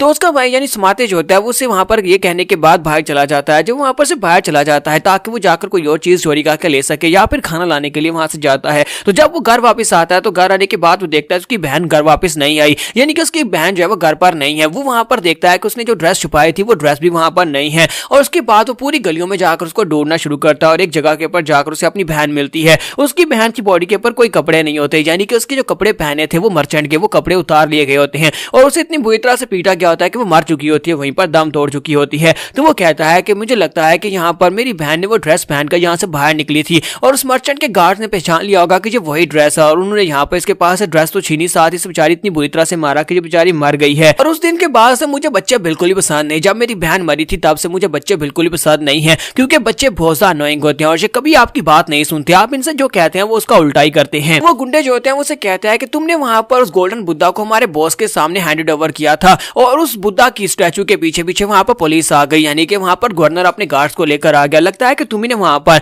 हमारे बॉस को पकड़वाया है, तुम्हारी वजह से बॉस को सजाए मौत दी जा चुकी है, यानी कि बॉस इस वक्त मर चुके हैं, और अब हम लोग यहाँ पर इस बच्ची को तुम्हारी आंखों के सामने मारने वाले हैं। लगता है कि ये बच्ची तुम्हारे लिए बहुत ज्यादा इंपॉर्टेंट है। जबकि सोमी वहां पर चिल्ला चिल्ला कर उनसे कह रहे होते हैं मुझे जाने दो, मुझे जाने दो। आते ग्राउंड के ऊपर गिरा पड़ा होता है, लेकिन फिर भी वो लड़क कर आगे बढ़ता है, उसका पांव पकड़ लेता है और कहता है कि तुम इस बच्ची के साथ क्या करने वाले हो, इसे प्लीज यहाँ से जाने दो, मेरे साथ जो करना है वो कर लो। लेकिन वो उसे किक मारता है और कहता है कि तुम अपनी बकवास बंद करो, जहां पर पड़े हो वहीं पर पड़े रहो और इस लड़की को अपनी आंखों से मरता हुआ देखो। जबकि इसी के साथ ही हमारी सोमी जो होती है उस गुंडे के बाजू के ऊपर काट लेती है। जब उसके बाजू पर काट दिया तो वो गुंडा सोमी को वहां पर जबरदस्त थप्पड़ मारकर ग्राउंड के ऊपर पटक देता है। तो उसके वहां पर गिरने के बाद सोमी फिर से उठकर खड़ी हो जाती है और वहां पर समाते के सामने खड़ी होकर उन सभी के सामने खड़ी होकर कहती है तुम में से कोई भी यहाँ पर इसे हर्ट नहीं कर सकता। समाते उसे कहता है कि लड़की ये तुम क्या कर रही हो, हाय तुम यहाँ पर मेरे सामने क्यों खड़ी हो गई हो। तो वहां पर सीना तान कर उनके सामने खड़ी होती है। उनके सामने वाला गुंडा जो होता है वो अपनी तलवार निकाल लेता है और कहता है कि इस कुतिया ने मेरे बाजू के ऊपर काटा है, मैं यहाँ पर इसकी पूरी की पूरी जुबान काट दूंगा। माते भी चिल्लाकर सोमी से कहता है कि तुम यहाँ पर कर क्या रही हो, जल्दी से यहाँ से भाग जाओ, तुम्हारे पास एक मौका है, जहाँ से भाग जाओ, ये लोग मेरे पीछे हैं।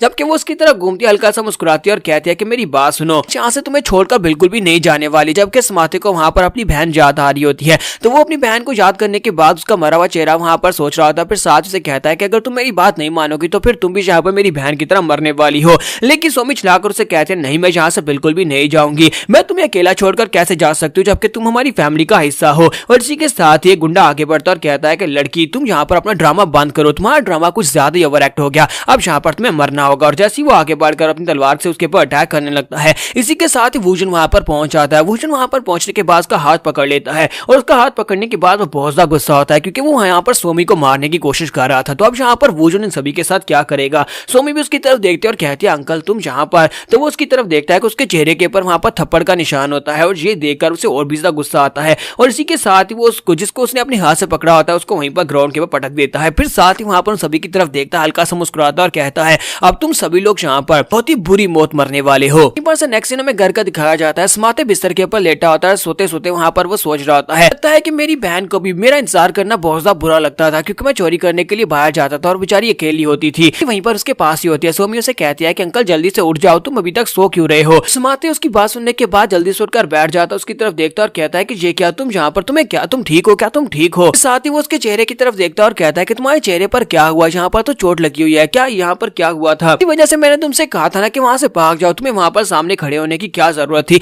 जब मैंने तुम्हें कहा था कि भाग जाओ, तुम्हें वहां से भाग जाना चाहिए था। जबकि सोमी उसे कहता है कि यहाँ पर मेरी फिक्र करना बंद करो, बल्कि अपनी तरफ देखो, तुम्हारी पूरी बॉडी से यहाँ पर खून बह रहा है। तो उस बेचारे का खून और खून बह रहा होता है क्योंकि वो भी बुरी तरह जख्मी होता है। इसी के साथ वो फिर से वहीं पर बेहोश हो जाता है। जबकि सोमी जो होती है उसकी केयर कर रही होती है, उसका मुंह साफ करती है और साथ ही उसकी बहुत ही अच्छे से केयर करती है, उसकी पट्टियां बांध रही होती है। यहीं पर से समाते को बैकग्राउंड का सीन याद आता है कि वहां पर क्या हुआ था। तो समाते कहता है कि जब वहां पर पहुंच आया था तो वूजन ने वहां पर पहुंचने के बाद मुझसे कहा था कि इसे लेकर यहाँ से भाग जाओ, जल्दी से घर वापस जाओ, यहाँ पर पीछे मुड़कर मत देखना, चाहे जो कुछ भी हो जाए। अगर तुम यहाँ पर से आके चलकर नहीं जा सकते और सोमी को यहाँ से लेकर नहीं जा सकते तो फिर तुम भी इन सभी लोगों के साथ यहीं पर मर सकते हो। तो वो कहता है कुछ वक्त मुझे इतना ज्यादा प्रेशर आया, उस वक्त मुझे इतना ज्यादा डर लगा कि मैं सोमी को लेकर इतनी तेजी से भागा कि मैंने पीछे मुड़कर देखा भी नहीं कि वहां पर हुआ क्या। उसके बाद का मुझे कुछ भी याद नहीं है। तो समाते सोमी से कहता है कि दोबारा इस तरह की अगर सिचुएशन हो तो वहां से भाग जाना, तो कभी भी ऐसा मत करना क्योंकि तुम्हारी जान यहाँ पर किसी भी दूसरे की जान के मुकाबले में बहुत ज्यादा खास है। तो वो उसे कह रही है नहीं, मैं ऐसा बिल्कुल भी नहीं करूंगी। समाते उसे कहता है कि इस बात का क्या मतलब है। सोमी उसे कहती है कि मैं यहाँ पर कभी भी तुम्हें अकेला छोड़कर नहीं भागने वाली, तुम दोनों इस वक्त मेरी फैमिली हो, अंकल वूजन और साथ में तुम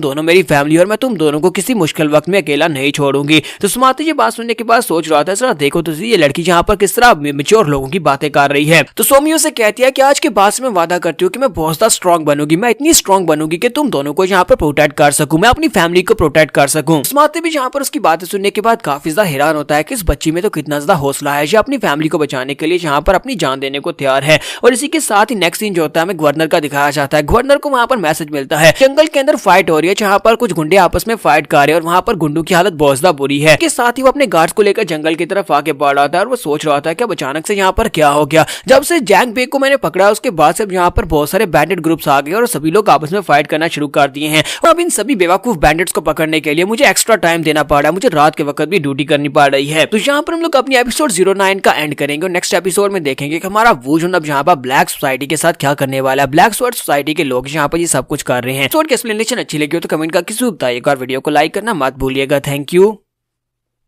तो गाइस कैसे हैं आप सब लोग, रूथलेस के एपिसोड 10 के साथ हाजिर हो। तो लास्ट एपिसोड के एंड पे आपने देखा था कि गवर्नर अपने गार्ड्स को अपने साथ लेकर जंगल की तरफ जा रहा था क्योंकि उसे एक मैसेज मिलता है कि वहां पर कुछ बैंडेट्स आपस में फाइट कर रहे हैं। तो उसका गार्ड उसे कहता है कि गवर्नर सर वहां पर हमें जो रिपोर्ट मिली है उसके साथ एक लेटर भी अटैच था जिसके साथ ये लिखा हुआ था कि वहां पर जितने भी बैंडेट्स हैं यानी बैंडेट्स या गुंडे जो भी हैं उन सभी के चेहरे के ऊपर लेफ्ट साइड के ऊपर गाल के ऊपर काफी गहरा निशान था, जैसे किसी ने जानबूझकर उनकी लेफ्ट साइड के ऊपर उन्हें मारा हो। क्योंकि वहां पर सोमी को लेफ्ट चीक के ऊपर ही वहां पर थप्पड़ पड़ा था, इसी वजह से हमारा वुजन होता है सभी गुंडों के ऊपर लेफ्ट सीट के ऊपर ही उनको मार रहा होता है, हालांकि वो उन्हें जान से नहीं मार रहा होता। हमारी बात सुनने के बाद गवर्नर सोच रहा होता है लगता है कोई साइको है जो जहाँ पर ये सब कुछ कर रहा है, तो हमें जल्दी से जल्दी वहां पर पहुंचना होगा। पर मैं वहां पर जाना नहीं चाहता क्योंकि मुझे डर लग रहा है। इसी के साथ ही नेक्स्ट सीन में वहां का दिखाया जाता है जहाँ पर हमारा वुजन खड़ा होता है। तो हमारा वुजन जो होता है उन सभी गुंडों को एक एक करके पकड़ रहा होता है और उन सभी के मुंह पर हाथ रखता है और साथ ही अपना अंगूठा जो होता है उनके लेफ्ट चीक के अंदर दंसा रहा था ताकि उनका लेफ्ट चीक जो है वो डैमेज हो जाए। पर वो सभी लोग माफी की भीख मांग रहे होते हैं लेकिन वो किसी एक को भी नहीं छोड़ रहा था। गवर्नर जैसे ही वहां पर पहुंचता है तो एक गार्ड चिल्लाकर उसे कहता है कौन है जहाँ पर, तुम्हारी हिम्मत कैसे भी सभी लोगों के साथ ये सब कुछ करने की।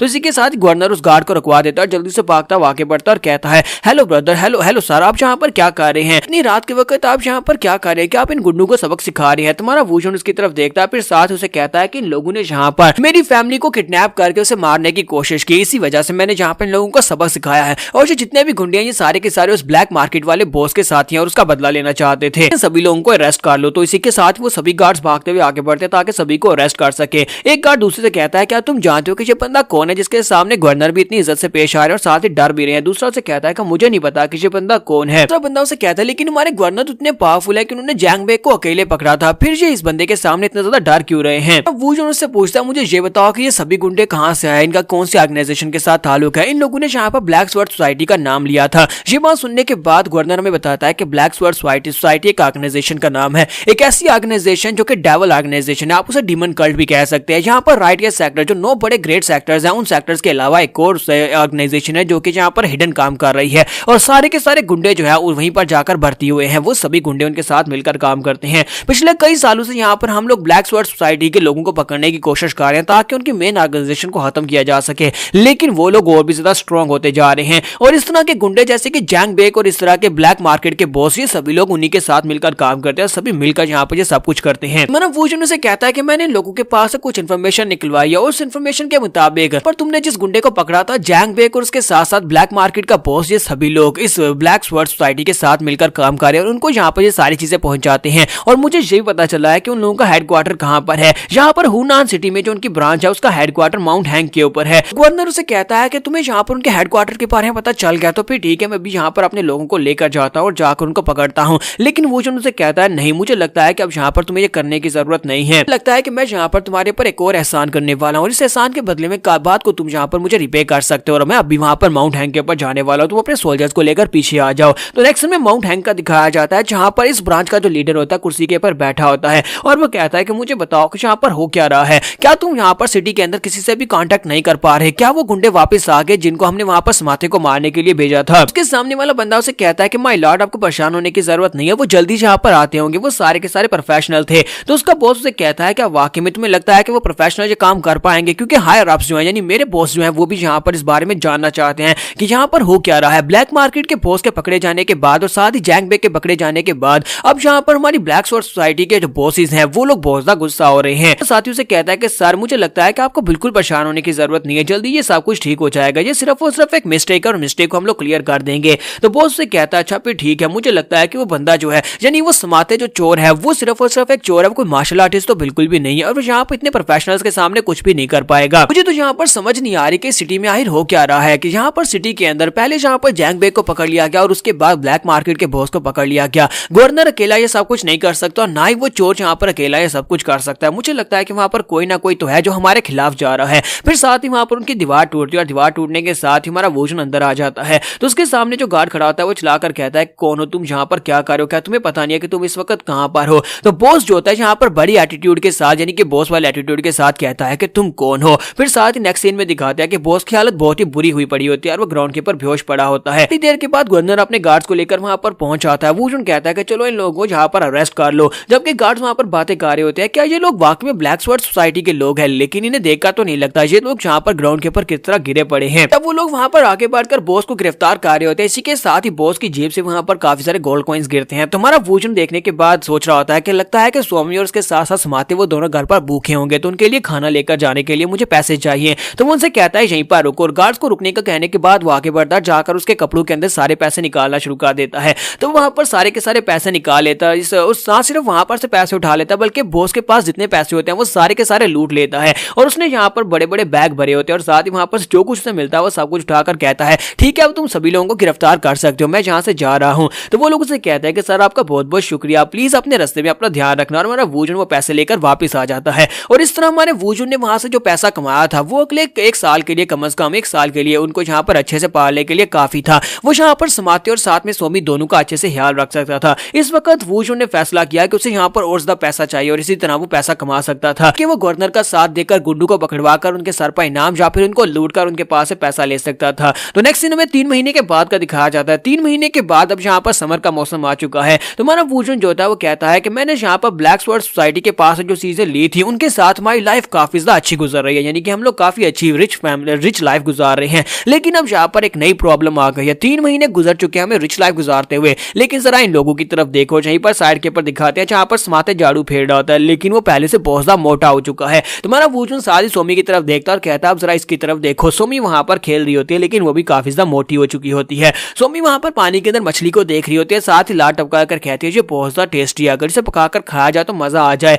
तो वोजन कहता है कि ये बड़ी प्रॉब्लम है कि इन लोगों ने पिछले 3 महीने में मेरे पास जितना पैसा था वो पैसे को यूज करते मैं इनके लिए अच्छा अच्छा खाना लेकर आता और यहाँ पर समाते बहुत ही अच्छी कुकिंग कर लेता है और वो यहाँ पर उसके साथ कुकिंग करता और दोनों बैठकर खाते थे। इनके पास खाने के अलावा कोई काम नहीं था और खा खाकर ये लोग 3 महीने में बहुत ज्यादा मोटे हो गए हैं। ये गलती सिर्फ और सिर्फ वोजन की है कि क्योंकि वो यहाँ पर ओवर एक्साइटेड था, उसे नहीं पता था कि बच्चे को कैसे पालते हैं। तो वो बच्चे को पालने के चक्कर में उसे जो भी बाजार में चीज दिखाई देती है वो उठाकर घर ले आता और घर लाने के बाद समाते उसको पकाकर सुमी को देता, दोनों खा खाकर मोटे हो गए हैं। तो हमारा वोजन कहता है अगर इसी तरह चलता रहा तो मुझे लगता है कि ये लोग तो यहाँ पर खतरे में पड़ जाएंगे, ये फूल कर गुब्बारा बन जाएंगे। मुझे यहाँ पर इनसे कुछ ट्रेनिंग करानी होगी ताकि इन्हें दोबारा से पहले जैसा किया जा सके। तो वोजन उनसे कहता है कि जल्दी से मेरे पास आओ। दोनों भागते हुए उसके पास आते हैं। तो वोजन कहता है कि समाते और सोमी मैं चाहता हूं कि आज से तुम दोनों यहाँ पर मार्शल आर्ट्स की ट्रेनिंग को स्टार्ट करो। तो वो दोनों काफी हैरान होते हैं, लेकिन सोमी काफी ज्यादा खुश होती है और कहती है हाँ ठीक है मैं मार्शल आर्टिस्ट बनना चाहती हूँ। वोजन उन दोनों से कहता है कि तो फिर जल्दी से जाओ बाजार में अपने लिए मार्शल आर्ट्स की टेक्निक्स की बुक्स लेकर आओ, ऐसी बुक्स लेकर आओ जो तुम्हारे लिए परफेक्ट हो, जिसे तुम मास्टर कर सकते हो।